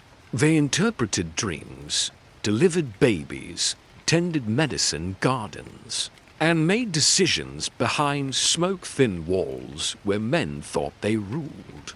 To braid fire is not just to keep the flame alive. It is to twist it with purpose, into rope, into warmth, into a warning. It is to understand how heat becomes healing, how destruction births regrowth. And so, the women became the keepers of generational resilience. In the darkness of massacres, they were the ones who hid the children in root cellars and silent woods. When the men were killed at Yontaget, it was the women who sang laments in languages forbidden, braiding grief into lullabies so the children wouldn't forget. When the paper laws stole their land, it was the women who remembered which stones marked the old hunting trails. They held the stories when books were burned and memory was outlawed, even as government agents told them to wash out their words, even as schools beat their children for speaking Talawa. The women whispered stories into braids, into beadwork, into soup stirred slow over red coals. This was fire, hidden, but never gone. And today, those women still burn. There's Laverne, who teaches the language in classrooms her grandmother was once forbidden to enter. Her voice soft, but certain, like riverlight on stone. There's Josephine, who writes down old herbal knowledge, one page at a time, in spiral notebooks no government will ever censor. There's Donnie, who stands in tribal council meetings and says no with a steel spine and a cedar heart. But it's not just leaders or elders. It's the teenage girls learning to skin fish with their aunties, joking in Talawa slang. It's the mothers reclaiming naming ceremonies for their babies. It's the grandmothers who still sing while weaving baskets, their fingers moving like prayer. Their work is not loud. It does not ask to be praised, but it is everywhere. When ceremonies are held again after decades of silence, it is the women who plan the meals, mend the regalia, and remember the words. When funerals are held, and the land is blessed. It is the women's feet that mark the steps with songs no drum has forgotten. And when lawsuits are filed to protect the coastlines and sacred lands, it is often a woman who signs her name first. To be a Talawa woman is to inherit a legacy of resistance. But it's also to live joyfully, fiercely, in the face of attempted erasure. They dance, they teach, they laugh with the kind of laughter that knows sorrow and survived it anyway. They are the fire braided into every new generation's hair. Their strength is not new, but now, finally, it's visible, more tribal. Councils now have women at the table. Cultural programs are led by matriarchs who never stopped teaching. Young girls grow up knowing that power is not something you wait to be given. It's something you already carry. Even the language itself has adapted to center them again, not as background figures, but as living rootstocks sow when the next generation is asked who saved this tribe, not with bullets, but with patience, courage, and cedar smoke memory. The answer will be simple. It was the women who braided fire. The ocean doesn't forget.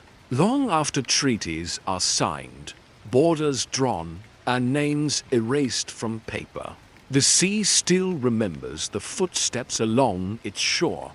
For the people of Elk Valley Rancheria, the sea has never been a backdrop. It is the bloodline that hums with memory. It is the first voice they ever heard, long before California was called California. Before Crescent City was a harbor town, the Talawa people walked these shores, not as settlers, but as kin. The sea was a teacher, a provider, a spirit. Its tides spoke the rhythm of survival. Fish, kelp, driftwood, and whales, each offering, each loss, became part of their language.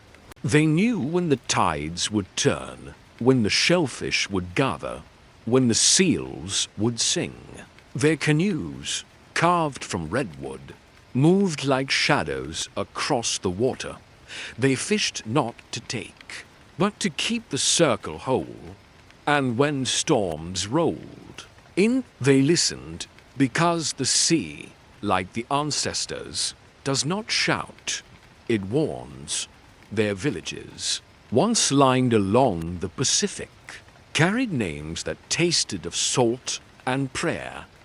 Ian, Doc AVT, MVNMVSHT-NI-DVN, Shawan, KWVT. These weren't just names.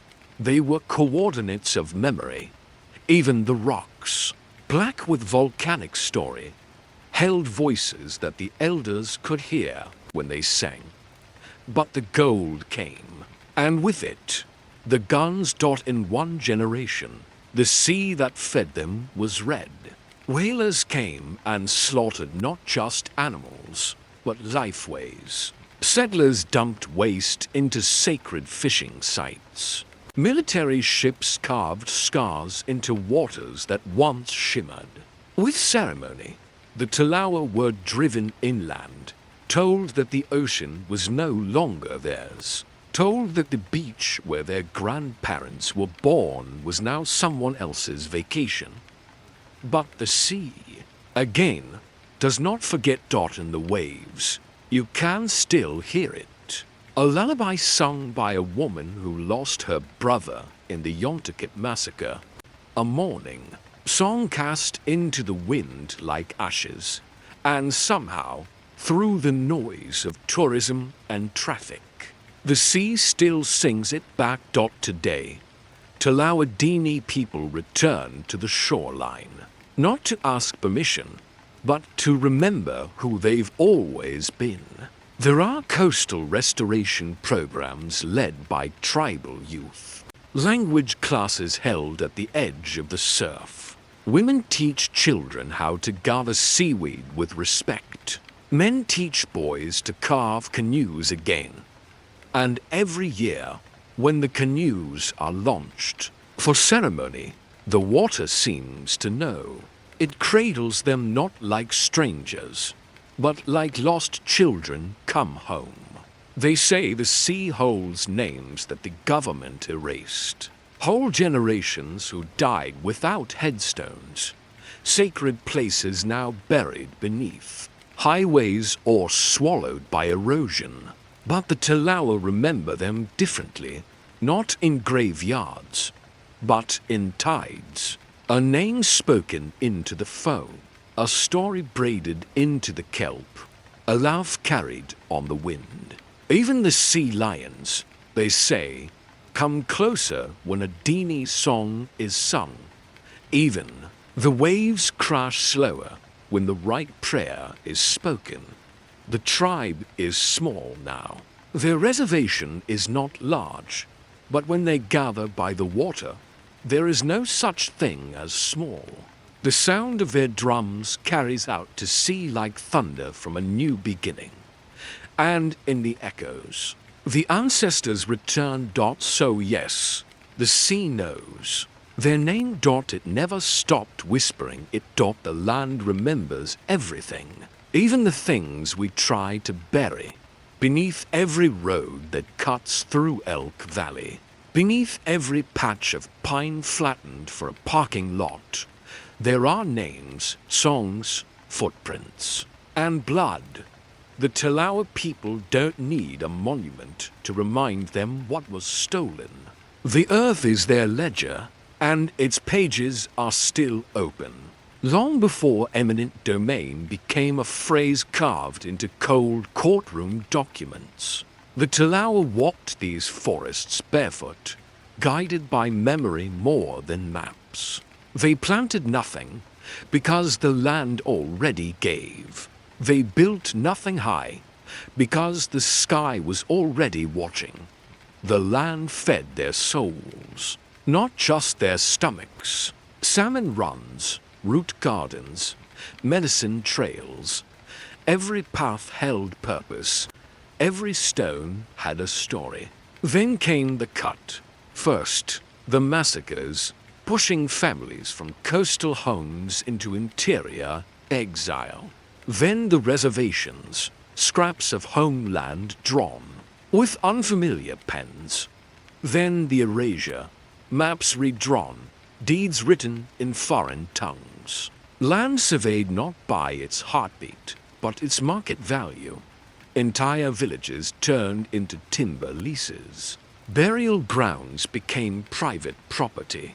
And when the tribes said this is ours, the answer was always, prove it. How do you prove you belong to something your blood already knows? For decades, the Talawa Dini kept fighting, quietly, at first, in community meetings and under flickering fluorescent lights. They sat across tables from men who didn't know the name Yontiket and didn't care to learn.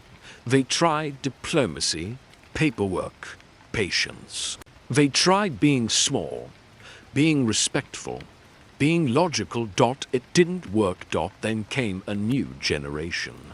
The ones raised by survivors, not settlers. The ones who didn't just want to remember, they wanted to reclaim. And with them came the land back movement, a phrase born of protest, made sacred by action. Not just a slogan, but a vow.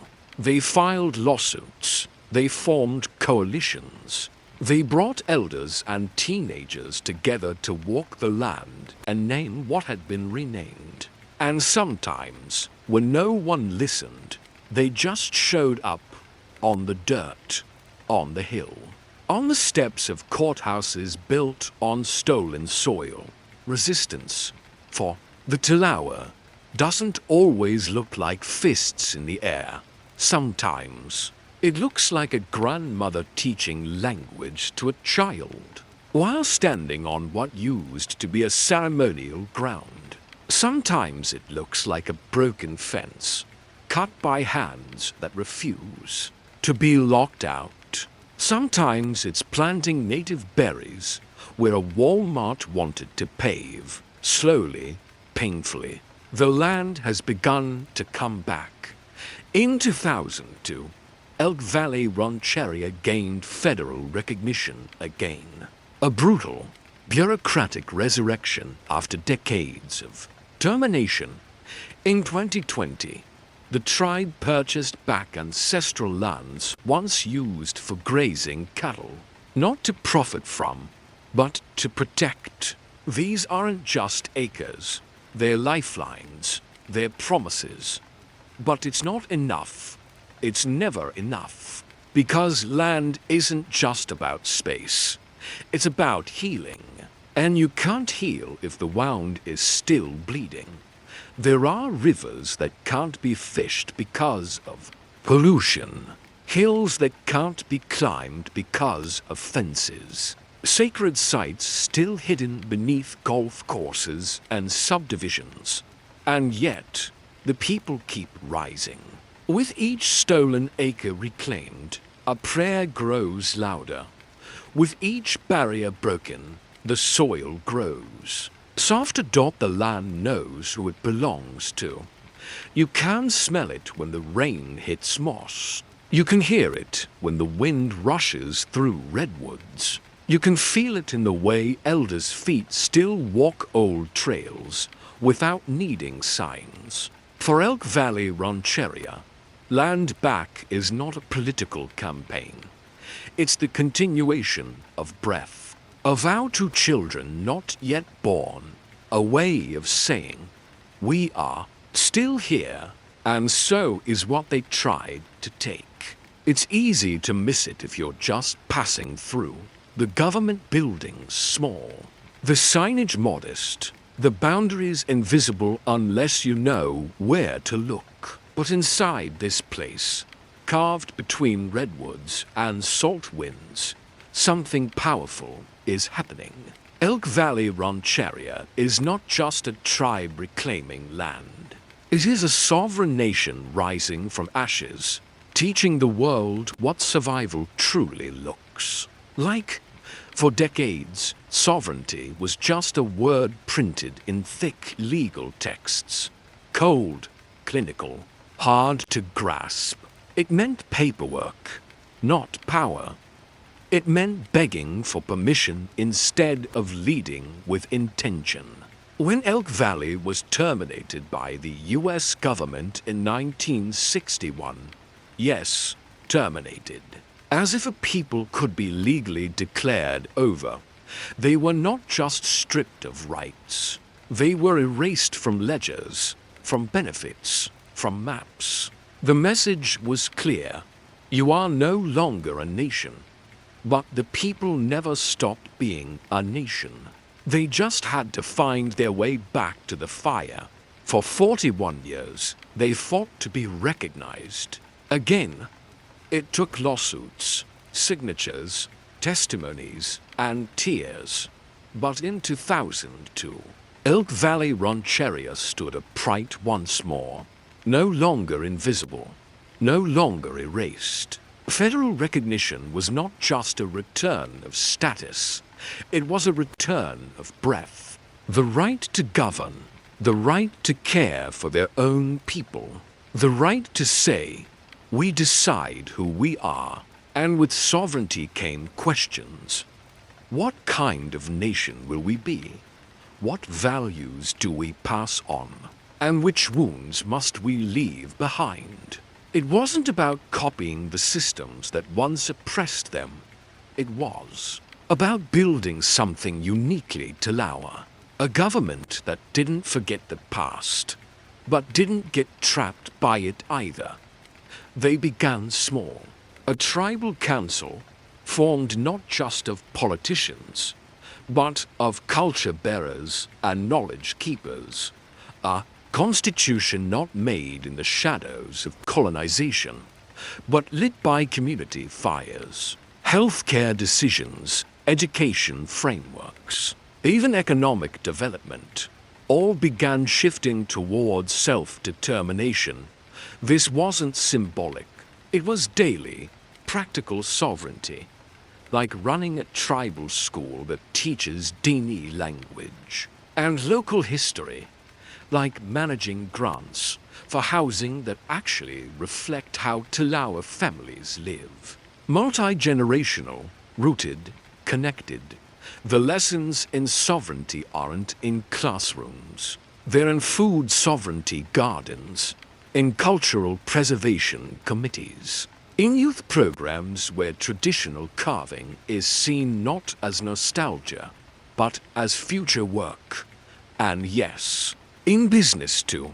The Elk Valley Casino isn't just an enterprise. It's a revenue lifeline that funds language programs, elder services, legal aid, and education grants. Every dollar made is a seed planted in the next generation's soil.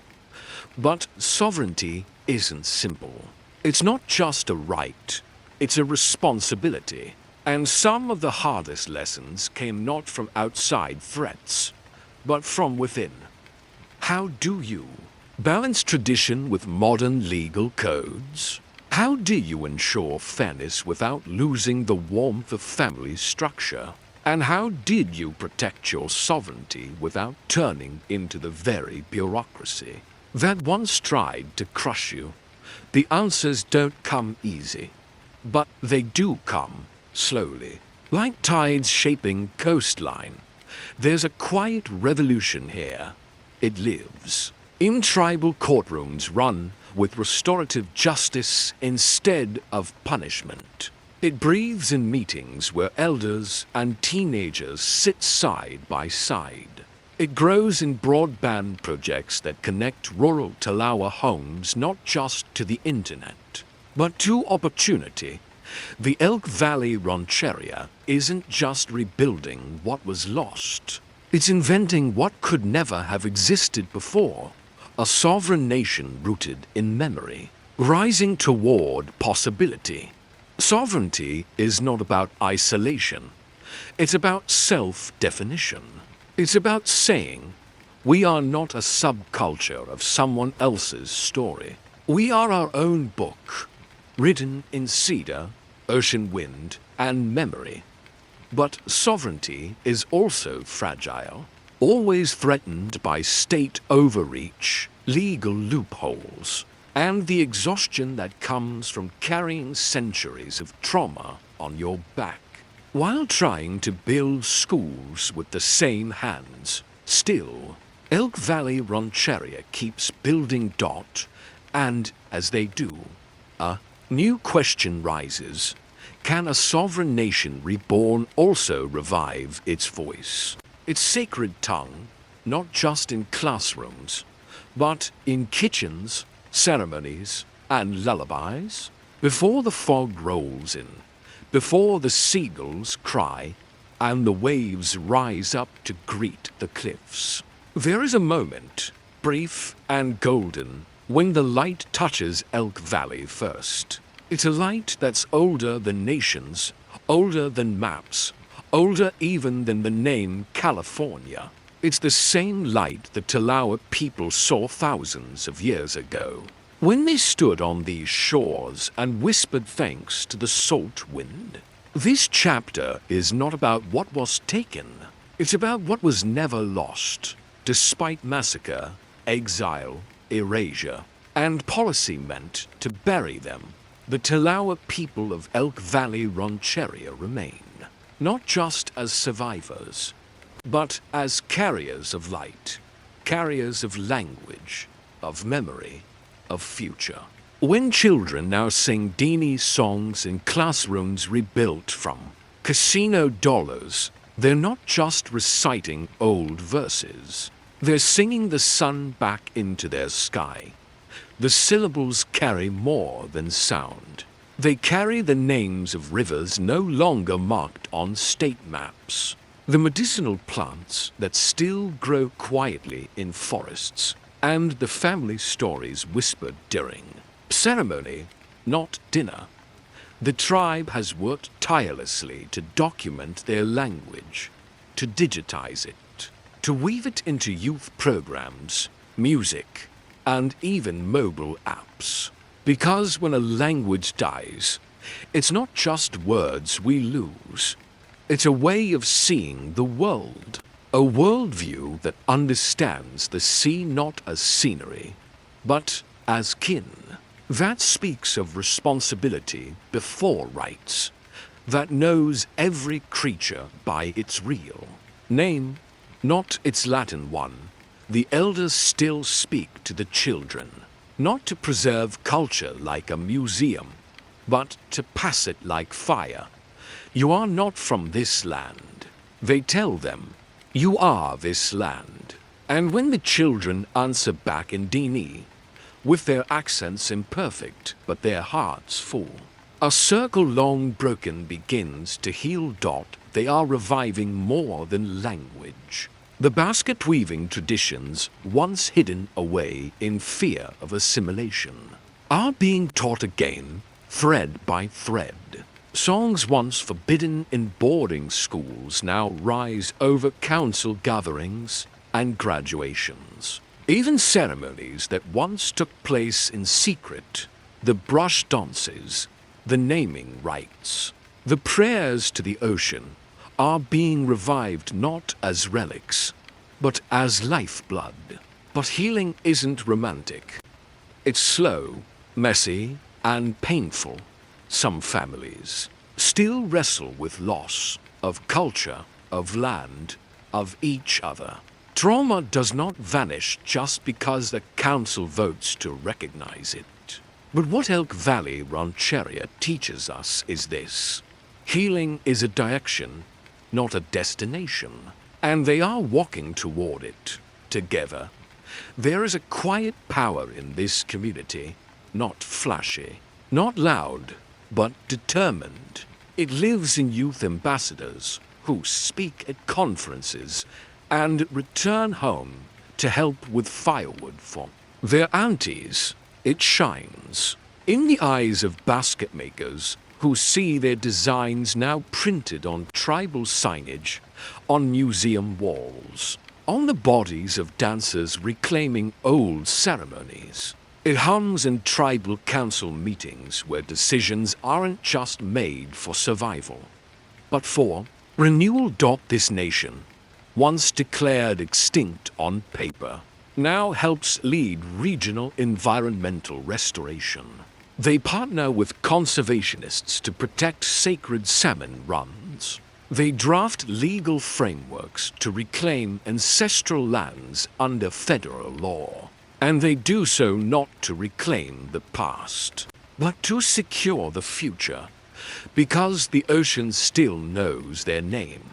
The forests still remember their footsteps, and the dawn still rises first where the Talawa stood, arms open to the wind. So this is not the end of a story. It is the return of a voice, a rebirth of fire, a song that never truly stopped, just paused long enough to catch its breath. We began this journey with massacres and silence, with erased maps and broken treaties. But we ended with light, the first light on the ocean, and with a people who were never truly gone. They are here. They are rising. They are still the first light, and the world would do well to watch. Deep in the forests of Quebec, there's a people whose language is spoken fluently by 95% of their population of feet, almost unheard of in the modern indigenous world. They are the Atikamekw, dreamers of fire, walkers of rivers, survivors of silence. Today, they stand not in ruins but in resurgence. Long before Canada had a name, long before roads scarred the forest, the Atikamekw were already walking paths made of starlight and song. They are a people whose beginnings do not trace to coordinates on a map, but to a mist that rose from the rivers, thick with memory. Their homeland, Nitaskinan, wasn't claimed with flags or fences. It was known through the heartbeat of trees, the soft breath of snow, the silence between the drumbeat. When you're born of the land itself, you don't just live in it to carry it in your bones. They say the Creator whispered to the first Atikamekw through the smoke of a sacred fire. He gave them the birch, the cedar, the moose, and the trout. He showed them how to listen to the wind like it was an elder telling stories. And from that moment, everything was alive. Every rock, every stream, every shadow in the forest had a spirit. This wasn't religion. It was relationship. The world wasn't made for them, was made with them, to survive higher among deep pines, biting winters, and lakes as wide as the sky. You had to know more than how to hunt or build. You had to remember, the Atikamekw passed down knowledge, not in books, but in breath. From mother to child, from elder to fire circle, they spoke of when the moose came early, when the river froze late, when the stars tilted just enough to warn of a hard season. These weren't stories for entertainment. They were maps of survival, codes of kinship, love letters to a land that gave and gave but only if respected. The Atikamekw lived in cycles, not clocks. They moved with the seasons, from sugaring time in spring to the moose hunts of fall. Life unfolded in a circle, and in that circle were children born under tents of bark, fathers scraping hides, grandmothers stirring broth with quiet songs. Their lodges were made of tamarack poles and covered in birch bark, not grand by settler standards, but they breathed. They moved with the wind and stood with the trees. To the outsider, this life might have seemed simple, but to live with nature rather than over it is an art most civilizations forget. The Atikamekw never forgot. They didn't see rivers as obstacles or forests as resources. They saw them as ancestors. Each step was a prayer, each canoe a promise. Even their name holds a secret. Atikamekw, meaning whitefish people, is more than a reference to food. It's a symbol of endurance. The whitefish survives in cold, fast rivers. It never stops swimming. It thrives where others struggle. And so did the Atikamekw. When fur traders came, they paddled beside them. When missionaries arrived, they listened, but never surrendered their soul. When maps drew false lines across their homeland, the Atikamekw didn't vanish, they waited. Quietly, like mist in the pines, waiting for the wind to change. Today, when someone asks, where are the Atikamekw? The answer is not in numbers or census reports. It's in a child speaking their language fluently in school. It's in a drum echoing through Wimatachi at sunrise. It's in a grandmother weaving teachings into tea. The Atikamekw didn't disappear. The world just stopped looking up long enough to see them. But now we begin again with eyes open, with ears tuned to the forest. Because the story of the Atikamekw doesn't begin with loss. It begins with mist and memory. The forest was never just background, for the Atikamekw was breath. It was family, it was teacher. They didn't simply walk through trees, they walked with them, among the white pines and trembling aspens. They learned how to live not by conquering the land, but by listening to it. To be Atikamekw was to know the tree before you cut it, to thank the bark before you touched it, to see the life that still whispered in the wood long after it had fallen. In this world, trees were not timber. They were gifts with purpose. The birch tree, light and pale, became the skin of the canoe pulled in broad sheets, sewn with spruce root and sealed with pitch. These weren't boats, they were dreams folded in water. A good canoe could glide across miles of river with barely a ripple, carrying a family, a trade bundle, or a newborn swaddled in moss. Birch bark canoes were quiet, swift, sacred. They didn't just carry people, they carried stories, destinies, entire migrations stitched into their seams. And when a canoe wore out, it wasn't thrown away. It was returned to the earth, just like everything else. The Atikamekw never wasted, never hoarded. From tree to tooth, every part of nature had its use and its spirit. The same birch that cradled a canoe also became a scroll. On these scrolls, the elders carved symbols of history, songs, and healing rites. The trees remembered what the world tried to erase. The cedar, called the tree of life, was medicine. Its bark treated colds, its oils cleared lungs, and in the smoke of its burning, the Atikamekw saw visions. The tamarack, strong and flexible, became the bones of a winter lodge. Spruce gum soothed wounds. Pine ash cleaned the tools. The forest was not a collection of trees, it was a living library. And the Atikamekw were fluent in its language. Even the soil had memory. Under it, roots connected the trees like nerves in a giant brain. And above it, Atikamekw hands planted tobacco as offering. When a child was born, they touched the earth before they touched anything else. When someone passed, they were laid to rest, not with stone but with stories. The land did not fear death, it transformed it. And through this cycle, the Atikamekw remained part of everything long after the heart stopped beating. But it wasn't just about survival, it was beauty, too. Children learned to make whistles from willow twigs. Women wove baskets from black ash dyed with berries and bark.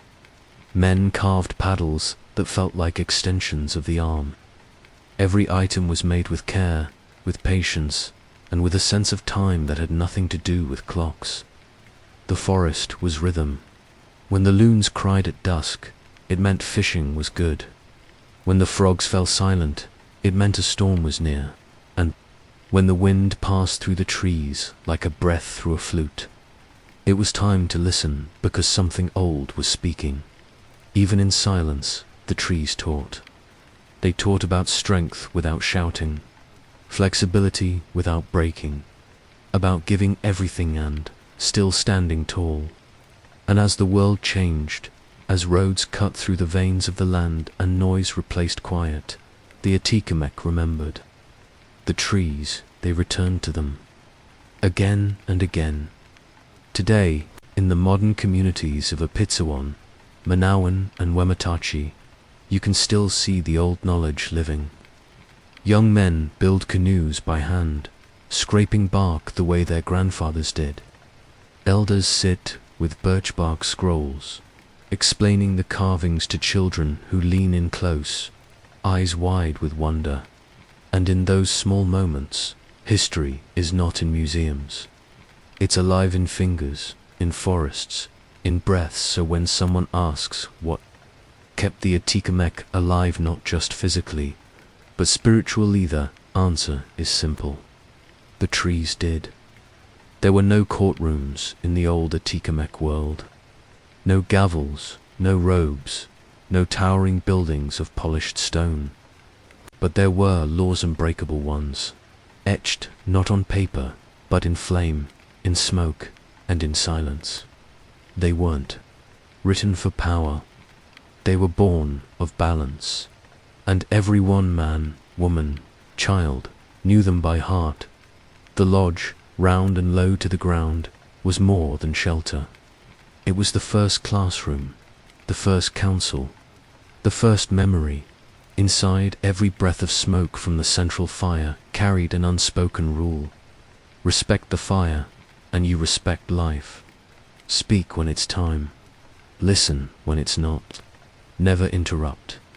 An elder, and never lie, because the fire hears all. The Atikamekw saw life as a circle. Everyone belonged. Everyone had a role. And harmony wasn't maintained with force, it was kept with structure. Women held the power of lineage. Men protected, but they did not command. Children were not punished with slaps or scolding. Instead, they were guided by stories. If a child stole, the elder didn't shout. He told the tale of the spirit who steals light and becomes lost forever in shadow. The message always landed. Fear fades. Story remains. Disagreements didn't become fights. They became ceremonies. The pipe was lit, and the smoke asked the ancestors to bear witness. Each person spoke in turn. No shouting, only truth, stripped bare. And when the pipe passed hands, so did responsibility. You couldn't hide behind lies when your breath was bound to the sacred smoke. Justice was circular too. If someone caused harm, they weren't banished. They were brought back into the circle, made to listen, to work, to help the one they wronged. It was never about punishment. It was about repair. About stitching the torn threads back into the fabric of the community. Because, in a Atikamekw belief, one broken soul poisons the whole. Healing one meant healing all. Marriage was not ownership, was alliance. A sacred bond made before fire, witnessed by ancestors and guided by dreams. A man could not marry without proving he could provide, not just food, but safety, patience, and strength of spirit. A woman chose her partner, and even after union, each kept their own voice. Power was shared. Balance was sacred. Taboos existed, but not from superstition. They protected the circle. You did not hunt while drunk. You did not mock the dreams of others. You never touched sacred items unless invited. And you never spoke the names of the dead near the fire, because the spirits listened and might answer back. These rules weren't enforced by police. They were held up by the people and by the weight of shame that followed. Disrespect, that was enough. And above all, there was the law of silence. In Atikamekw life, silence is not emptiness, it is presence. A young man in the forest didn't sing or whistle. He walked quietly, so he could hear the birds warn of predators, so he could feel the shift of the wind before a storm. Silence trained the body to listen. And in conversation, silence gave space for truth to rise. The wisest people often spoke the least not, because they had nothing to say, but because they respected the space words lived in. When the Europeans came, with their ink and iron, they saw no laws. They called the Atikamekw wild, but they didn't understand. Just because something isn't carved in stone doesn't mean it isn't sacred. A law written in smoke might vanish from sight, but never from memory today. Echoes of those old laws still move through the communities. In Manawan councils still light fires before making hard decisions. In Wematachi stories are told with deliberate pause, letting the silence between words remind everyone that wisdom isn't loud. And among the youth, ceremonies are returning. The circle is being repaired, one ember at a time. The modern world may run on contracts and codes, but the Atikamekw still carry the laws that were never written, only lived. And in that living, the fire still speaks. In the world of the Atikamekw, you didn't earn manhood by raising your voice or shedding blood. You earned it by entering the forest Alanand, returning with more than just meat. You returned with stories carved into your bones, scars shaped by shadow, and eyes that had seen what others feared to name. The forest was not just a place, it was alive, breathing, watching. Trees leaned in like elders. The wind whispered warnings, and under the pale hush of the northern moon, something ancient stirred. The Atikamekw didn't walk through it blindly. They moved with respect, with ceremony, and with weapons born not of metal, but memory. bone daggers, not for decoration, for survival. Crafted from moose ribs or bear femurs, they were shaped slowly, over fire and prayer. No two were alike, and each carried a spirit. Before the hunt, a young man slept beside his dagger. He breathed into it, sang to it, named it, because a weapon without spirit was just a stick, but a bone dagger that knew your name, that could save your life. The night watchers' elders, who stood guard while others slept, told tales that clawed at the edge of sleep, of spirit beasts who wore the skins of animals but walked like men, of a great owl who fed on lies and followed those who broke taboos, and of a black shadow, neither human nor beasts, that could only be seen in the corner of your eye, and vanished when faced head-on. They weren't just stories to frighten children. They were warnings, codes hidden in myth. Night watchers didn't protect with weapons. They protected with remembrance. The forest had rules. Never whistle after dark. It invites something to answer. Never run from a sound you don't understand. Slowly speak the truth, then walk, and never ever take more than you need. The animals knew who hunted with honor, and the forest punished greed. Hunting wasn't sport, it was communion. Before taking a life, the hunter offered tobacco, sang a song from his grandfather's tongue, and when the arrow struck true, he knelt, pressed his forehead to the earth, and whispered thanks. The animal's body was shared, its bones used for tools, its sinew for sewing, its spirit carried back in dream, and dreams meant everything. Many Atacomec hunters were also dreamers. They followed visions, not maps. If a boy dreamt of a white bear, he would be sent to find its sign, not to kill it, but to understand it. Because dreams weren't just stories, they were instructions from the other world, from ancestors, from spirits. To ignore them was to walk blind through fire. Some believed they were guided by totems, spirit protectors, passed down in dreams. The raven for those who soar from above, the lynx for quiet hunters, the turtle for the patient. These were not mascots. They were identities. They shaped how you moved, how you prayed, even how you loved. They made the forest not a wilderness, but a library of living messages. And then came the long winters, hunger, ice, the silence of snow so deep you forgot sound. It was then that the true hunters emerged, not with force, but with knowledge, tracking through snow that swallowed footsteps, calling birds with their breath. And when they returned, cheeks raw and eyes hollow, they brought not just food, but firelight, proof that the people would survive another moon. Women hunted too, some with bows, others with snares, some with knives, others with song.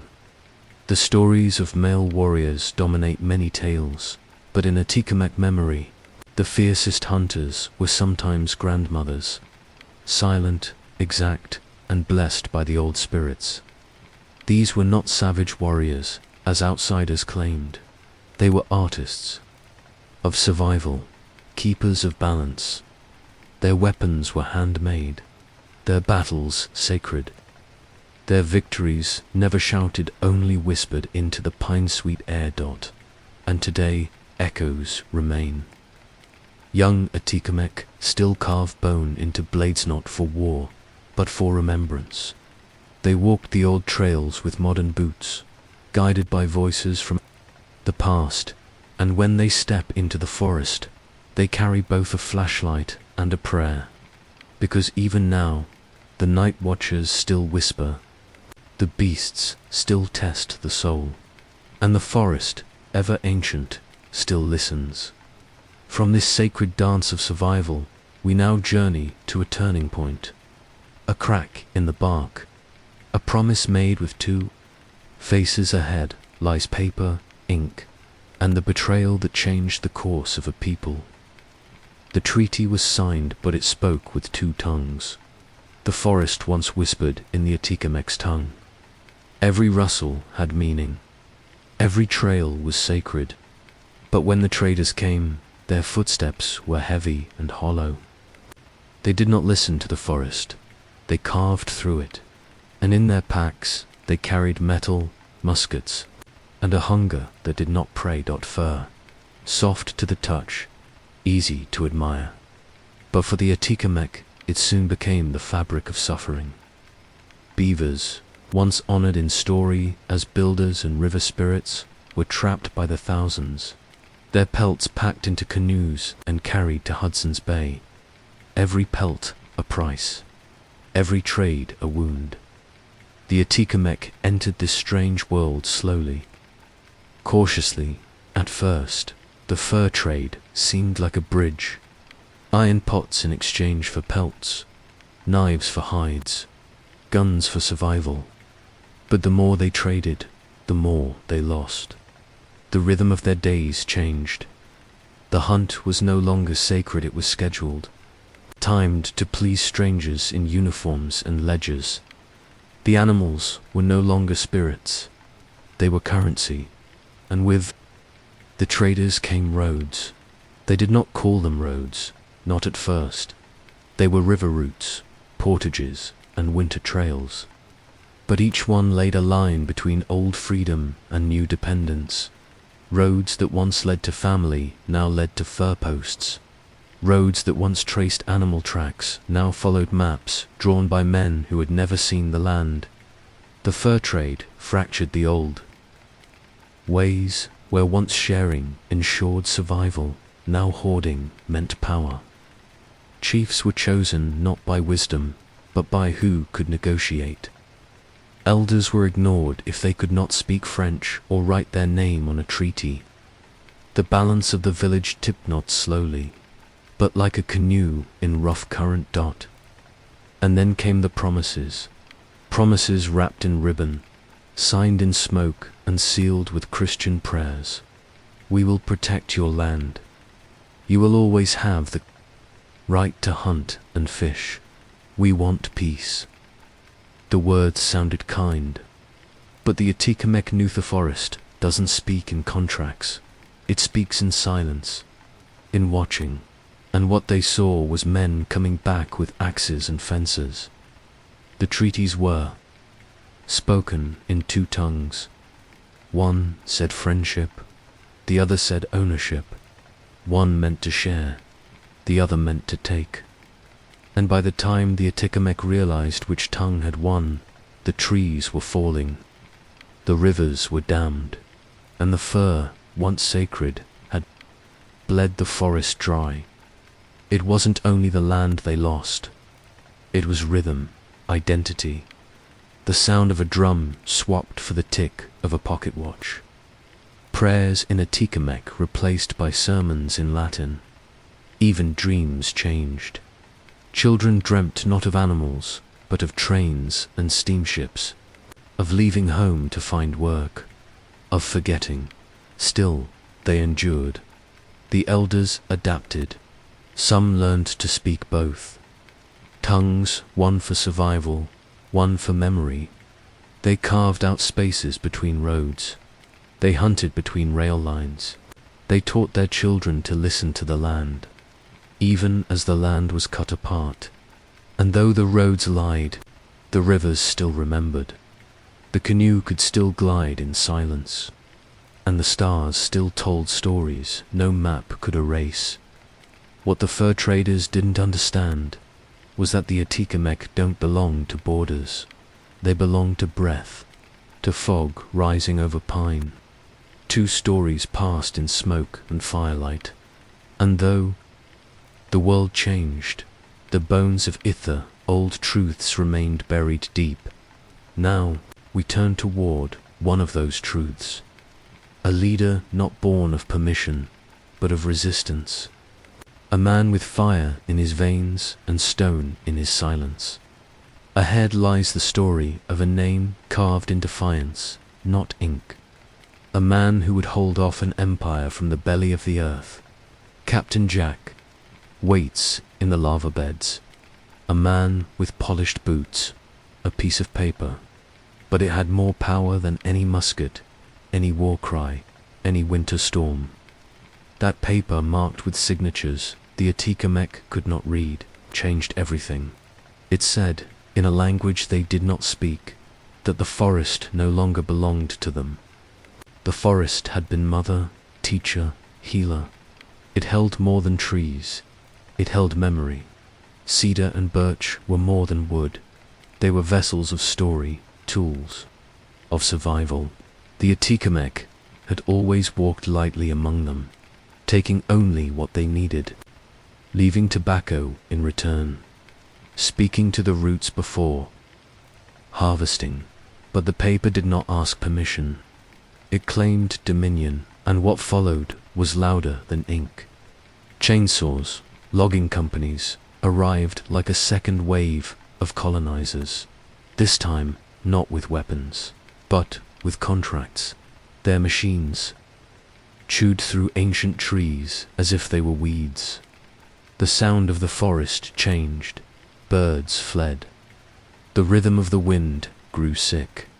The trails known only to hunters became gravel roads wide enough for transport trucks. What once was sacred became inventory. The Atikamekw tried to speak. They raised their voices in council meetings, in letters, in protests. They said, "This is ours." But the reply was always the same. Not on paper. Their maps had no meaning. Their oral stories were dismissed as myth. What was once preserved by memory was now erased by law. It wasn't just land they lost, it was the right to be. Without the forest, how could you tan hides? Where would you gather spruce gum for medicine? How could the drums be carved when the sacred trees were stripped away by companies 3 provinces away? The old ways, passed from grandparent to child, began to falter. Without birch bark, how could the next canoe be built? Some began to work. For the companies, they had no choice. The money was needed. The forest, once walked with reverence, was now driven for wages. The irony was sharp. To survive, they had to help destroy what had once kept them alive, but the elders kept watching. They walked into what remained of the forest and remembered the old trails. They taught the children to listen to birds, not bulldozers. They buried stories beneath tree roots and sang in the clearings where companies hadn't yet reached. And they began to ask questions, not to the companies, but to the government. Where were the promises? Where were the treaties they were never part of? Who gave away land that was never theirs? The Atikamekw began to write their own words, not in French, not in English, but in Atikamekw Hirausi. They formed declarations. They claimed stewardship. They told the world, this is unceded land. It was not a request. It was a reawakening. The forest, they said, is not a resource. It is a relative. You do not sell your mother. You do not pave over your ancestors. The Atikamekw didn't want ownership. They wanted balance. They didn't ask to rule. They asked to remember. One declaration led to another. One protest fed another fire. And soon the world began to listen, slowly, cautiously, like a deer at the edge of the trees.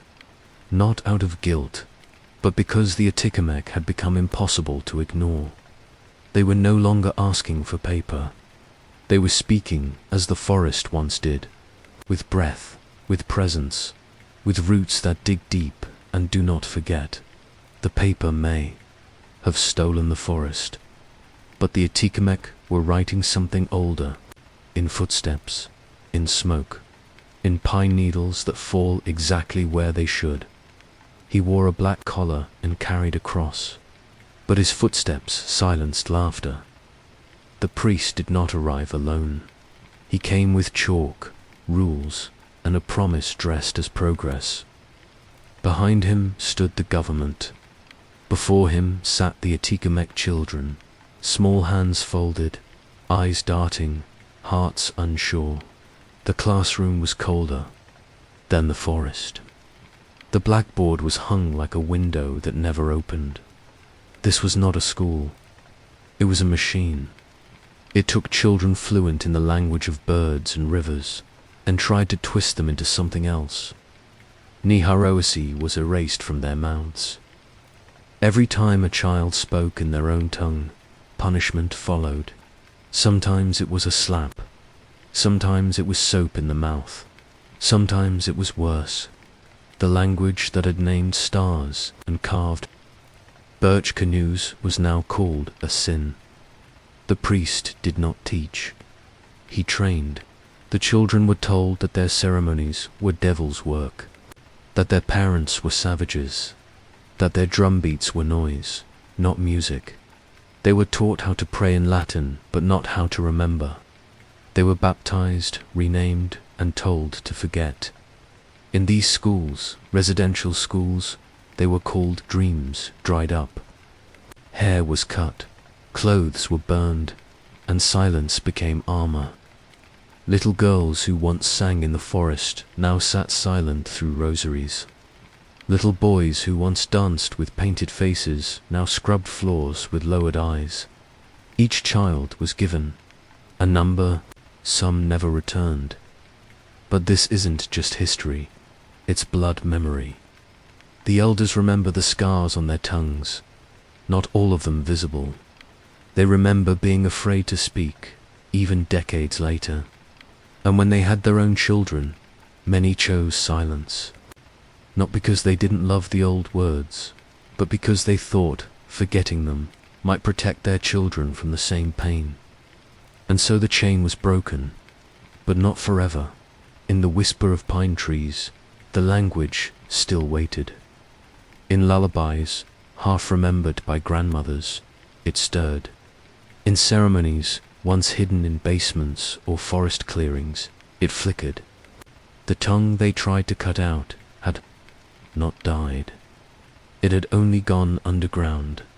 The Atikamekw began to reclaim not just land, but sound. Language classes were held. Children learned their grandparents' words, and with those words came pride. Stories came back to life, not translated, but true. Ceremonies returned, not in secret, but in celebration. The priest had left. The classroom had changed, but the language they tried to bury was now writing its own rebirth. And the pain, though heavy, became a reason to rise.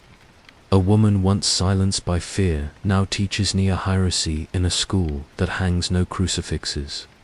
A man who was once punished for singing now drums openly in public square ceremonies. Children who would have been taught shame now wear their culture on their sleeves, embroidered, beaded, alive.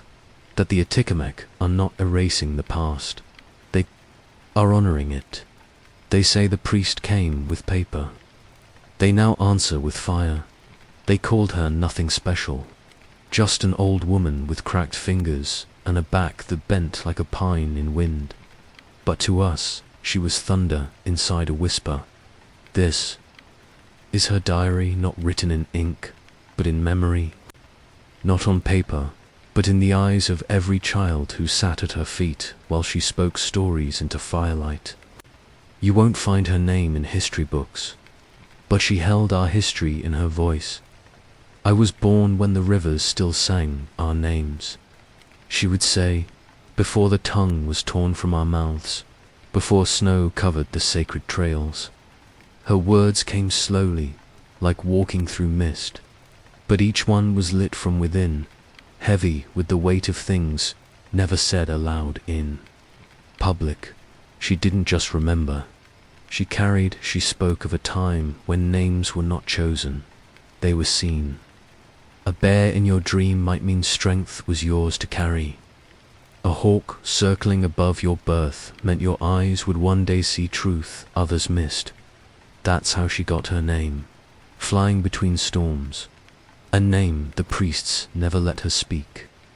Out loud, she told us about her mother, how she used to weave stories into baskets. Every pattern was a path, every loop a prayer. Her father, she said, never yelled, he only sang. Even when they took him to cut the forest, even when he came home with silence wrapped around his throat. She told us what it felt like to arrive at the school. The first thing they took was my hair, she said, then my words, but they couldn't take my dreams. I buried those in the walls. She used to whisper Cherokee to herself at night, under scratchy wool blankets, pretending her breath was fog and she was back in the woods. Then came the pain, the real kind, the kind you carry so long it becomes part of your spine. I didn't speak my language for 40 years, she once said. But when my granddaughter was born, she reached for my face and made a sound I knew was old. That's when I remembered the words. That was when the diary began. Each story she told us was a key, a way to unlock something we didn't know we'd lost. She told us about the tree that only blooms when a child sings to it, about the lake that reflects your true name if you stare long enough without fear, about the spirit that dances in firelight, waiting to hear stories return to their proper tongue. She didn't write anything down. Her diary lived in us. And now, when we speak her name, flying between storms, we speak a storm of our own. A storm made of memory, myth, and rebellion. Her voice is our uprising, not loud, but lasting. She said, they tried to cut our roots, but roots don't bleed, they hold. And now, because of her, we hold. She passed on a winter morning. The fire had gone out, but we saw snow falling in a circle like a blessing, and a hawk flew low over the roof. In May of 2010, the skies over Apache turned orange.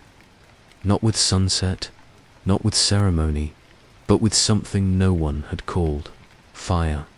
It came from the forest, ancient and raging, swallowing trees and memory alike. People packed what they could. Grandmothers grabbed photos. Children clung to dogs. And for the second time in a century, the Atikamekw people were told to leave their land, not by priests, not by politicians, but by smoke that choked the stars. This wasn't a war, but it felt like one. The fire forced the entire community to evacuate. Over 1,300 people fled their homes, leaving behind medicines hung to dry, hides still soaking, half-finished drums, and cedar branches that hadn't yet finished their prayers. The wind, indifferent, turned sacred trails to ash dot. The elders stood silently. One whispered, "This is not the first fire. It is only the loudest." Because, long before the trees burned, something else had been set ablaze. Our right to decide, our right to hold what is ours, without it being threatened by someone else's map, someone else's warning system. The flames weren't just a natural disaster, they were a symbol of all the things we had not asked for, and all the things we were still expected to endure. We did not ask for our homes to be called reserves. We did not ask for our rivers to be carved up by hydroelectric deals we never signed. We did not ask for forestry companies to take the trees our ancestors once used to build the very canoes that made this nation possible. But we were told to be grateful, to rebuild, to return quietly after the fire had passed. And so we did, but not in silence. Wematachi rebuilt not just walls but spirit. Volunteers came. Stories were shared. Songs were sung louder than they had been in years. In the middle of that scorched earth, the youth gathered, painting, dancing, and praying. Some said it felt like the smoke had cleared something deeper, something heavy, something historical, because what the fire did was reveal what still stood. The longhouse of memory, the language still spoken, the women still guiding, the children still dreaming, the people still there. We do not speak of the fire in anger, we speak of it in understanding, because like the old legends say, fire can destroy, but it can also renew. It can clear what is dying, to make way for what wants to live. And in Wimatachi, the fire revealed more than it consumed. It showed us the strength of a people whose roots go deeper than any flame can reach. A people who did not vanish. A people who still gather at the drum. Who still listen for moose in the brush. Who still wake to the sound of water and know it is sacred. Today, new homes stand in Wimatachi, new dreams too. But some things have not changed, like the way children are taught to speak. Atikamekw first, French second. Like the way the forest, though wounded, begins to regrow, one stubborn green shoot at a time. We did not ask for the fire, but we answered it with something stronger than water. We answered with memory, and now we follow that. Memory deeper, to a land not lost in flame, but stolen with ink. There is a sound that comes before silence, a breath, a pulse, the shape of a word not yet spoken. For the Atikamekw, that sound has always been the language. It rises like mist from the lakes. It moves like river water over stones. It is not loud, but it is constant, and despite every attempt to bury it, this language has never gone away. It waited, it whispered, and now it sings again. Atikamekw Hiramuin is not just a way to speak, it's a way to see. A single word can hold an entire forest. A sentence can curve like a canoe path, echoing with memory. The verbs breathe, the nouns carry history. When a child says nip for water, they aren't naming a thing. They're calling back to the first element, the one that birthed everything. For over 100 years, that sacred voice was under attack. Residential schools banned it. Teachers told children their words were wrong, dirty, savage. Elders remember being hit for speaking it. Some learned to whisper it only in dreams. Others locked it behind their teeth until their tongues forgot the shape of their own names. But language is stubborn. Like a pine that finds light in a crack of rock, it pushes through. In the 1970s, something began to shift. The Atikamekw said, enough. Language camps sprang up. Elders began recording stories. Children were taught to sing, not in French or English, but in the language of their ancestors. Niharamoan became more than survival. It became resistance. Today, it's estimated that over 95% of the Atikamekw still speak their language. A number almost unheard of among indigenous nations in North America. And that is no accident. It is the result of mothers refusing to raise children without their own voice, of grandfathers who told bedtime stories without translation, of communities who declared, we will not lose this, not again. In Obujuin, in Wimatachi, street signs are bilingual, but the Atikamekw words come first. Schools teach reading, math, and science in Niharamoan. Radio stations broadcast in it. Songs play in it. Poetry lives in it. And still, it grows, not just from mouths, but from apps, audio lessons, TikToks, and online dictionaries. The ancient has met the digital, and it's working. Because when a child says Nimisin, I am sorry, they are not just learning a phrase. They are connecting to a story that has walked 1,000 years to reach them. When an elder says, Kiski no emikos, knowledge, they are not just teaching, they are returning a flame that someone once tried to drown, and still it is water, still it flows, still it adapts. The Atikamekw language refuses to die because it never stopped being needed. It holds plants that heal, taboos that protect, dreams that warn.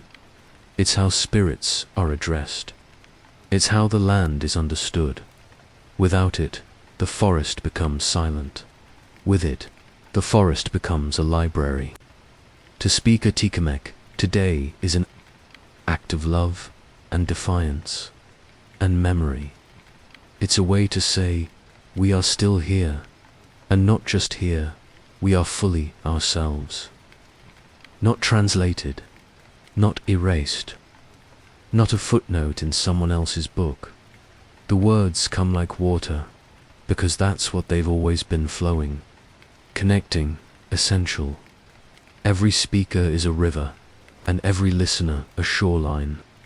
Together, they form the map the colonizers never understood, not drawn on paper, but spoken aloud. There are forests where the trees no longer speak. Paths once walked by moccasins are now cleared for hydro towers. In the heart of Nitaskinan, the ancestral homeland of the Atikamekw, power lines hum like uninvited ghosts. Millions of dollars flow through them, yet not a single dollar was ever paid to the people whose land they cross. And still, the Atikamekw stand beneath those wires, not begging, but claiming. Nitaskinan means our land, not past tense, not metaphor. It is the blood, the breath, the name. It was never ceded, not by treaty, not by sale. It was taken without consent. And now, the fight is not just for soil and river, but for truth, for acknowledgement, for justice that speaks the right language. In 2014, the Atikamekw Nation made something very clear. They declared formal sovereignty over Nitaskinan. No longer waiting for Canadian law to recognize them, they recognized themselves. It was not a request, it was a statement. This is our land, and it always has been. You build on it, you consult us, you drill into it, you pay us, you pollute it, you answer to us. But the state still hesitates. Politicians smile, but promises vanish. Companies send contracts, not questions. The power lines stay up, the roads stay wide. And every year more trees fall, while the people who know them best must still ask for permission to protect what they've never given up. Recognition is not a line on paper. It's not just a law passed in Quebec City or Ottawa. It's the right to say yes or no. It's the right to manage forests the Atikamekw have walked for centuries, to guide the land using ancestral knowledge, to teach what sustainability really means, not in policy briefs, but in life. Today, Atikamekw councils are rewriting what governance looks like. They aren't just resisting injustice, they're building a future that works in two languages, one of tradition, one of bureaucracy. From reforestation plans to healthcare agreements, they are not waiting to be saved. They are saving themselves. But this healing is not poetic. It's complicated. Some land is poisoned. Some minds are tired. Trauma doesn't vanish when a land claim is filed. Generations of being told you don't own this has left invisible wounds. Yet the healing begins, not from courts, but from ceremony, from naming plants, from children returning to forests with their teachers, from the moment a grandmother points to a tree and says, "That is your ancestor too." And the irony is bitter. The land the government ignored for so long is now worth more than ever. Mining, lumber, hydro, everyone wants a piece of Nitaskinan. But the Atikamekw are not for sale. They want respect, not rent. They want co-management, not charity. They want to be heard, not just as environmentalists, but as the original stewards of the territory. Across Canada, the land back movement grows louder, but for the Atikamekw, it's not a slogan, it's a wound and a dream. Every step toward autonomy is also a reminder of how far they've been pushed. Every legal victory is laced with the question, why did we have to fight so hard just to be seen?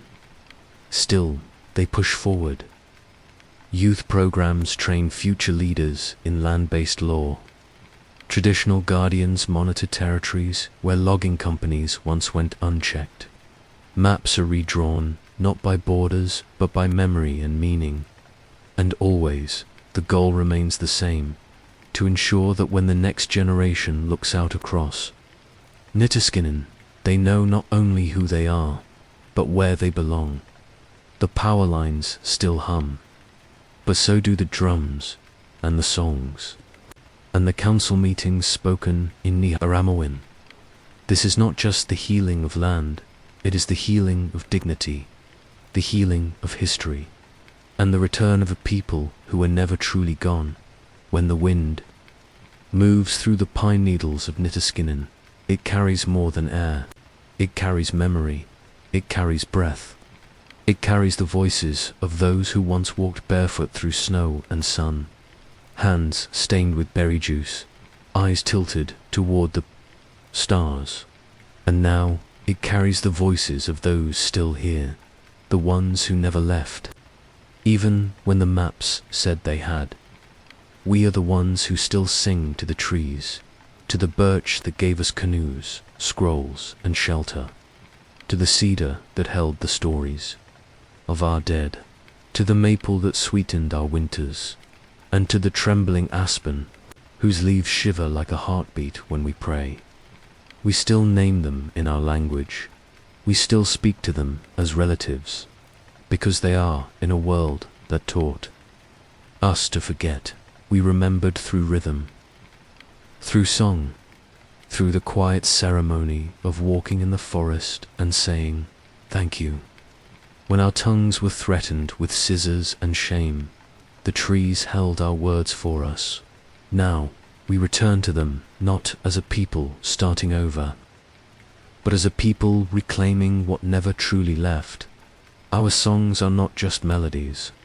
They are maps, instructions, warnings, apologies.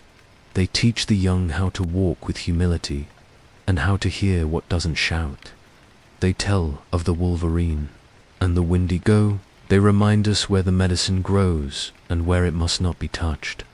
And when the night is long, they remind us that the morning always returns, just like we have Dot in the schools.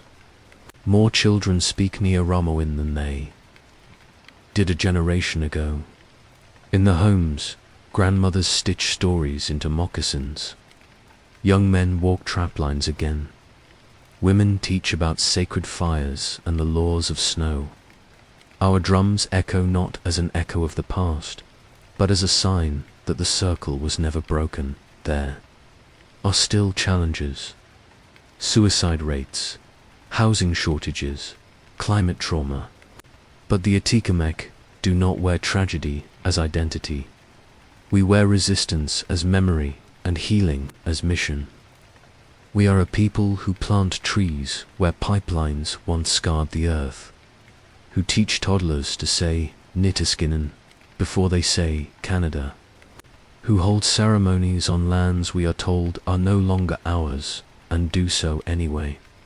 We are building schools where the curriculum begins with stars, rivers, and dreams.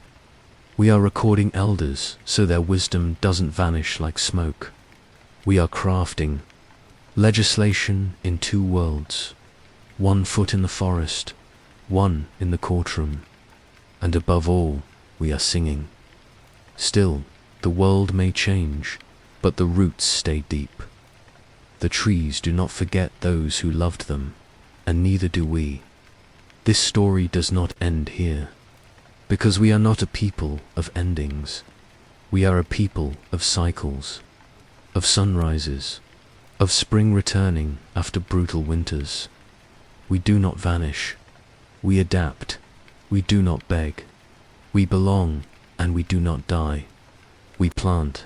So if you ever stand in our forests, and you feel something stir deep in your chest, like a hum, like a memory you didn't know you had, know that it is not just wind. It is the voice of a people who still sing, who still rise, who still love their land like its breath. We are the Atikamekw. We are the ones who still sing to the trees, and we always will.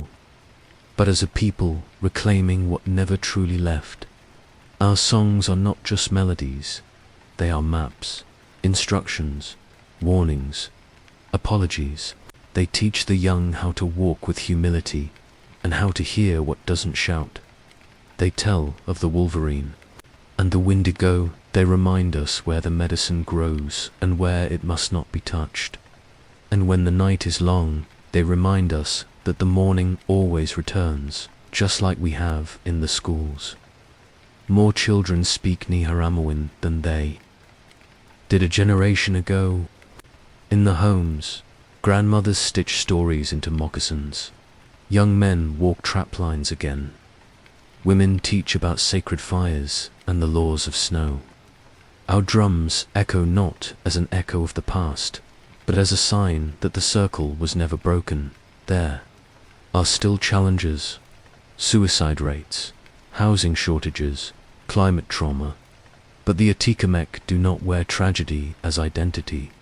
We wear resistance as memory and healing as mission. We are a people who plant trees where pipelines once scarred the earth, who teach toddlers to say Nitaskinan before they say Canada, who hold ceremonies on lands we are told are no longer ours and do so anyway. We are building schools where the curriculum begins with stars, rivers, and dreams. We are recording elders so their wisdom doesn't vanish like smoke. We are crafting legislation in two worlds: one foot in the forest, one in the courtroom. And above all, we are singing. Still, the world may change, but the roots stay deep. The trees do not forget those who loved them, and neither do we. This story does not end here, because we are not a people of endings. We are a people of cycles, of sunrises, of spring returning after brutal winters. We do not vanish. We adapt. We do not beg. We belong, and we do not die. We plant. So if you ever stand in our forests, and you feel something stir deep in your chest, like a hum, like a memory you didn't know you had, know that it is not just wind. It is the voice of a people who still sing, who still rise, who still love their land like its breath. We are the Atikamekw. We are the ones who still sing to the trees, and we always will.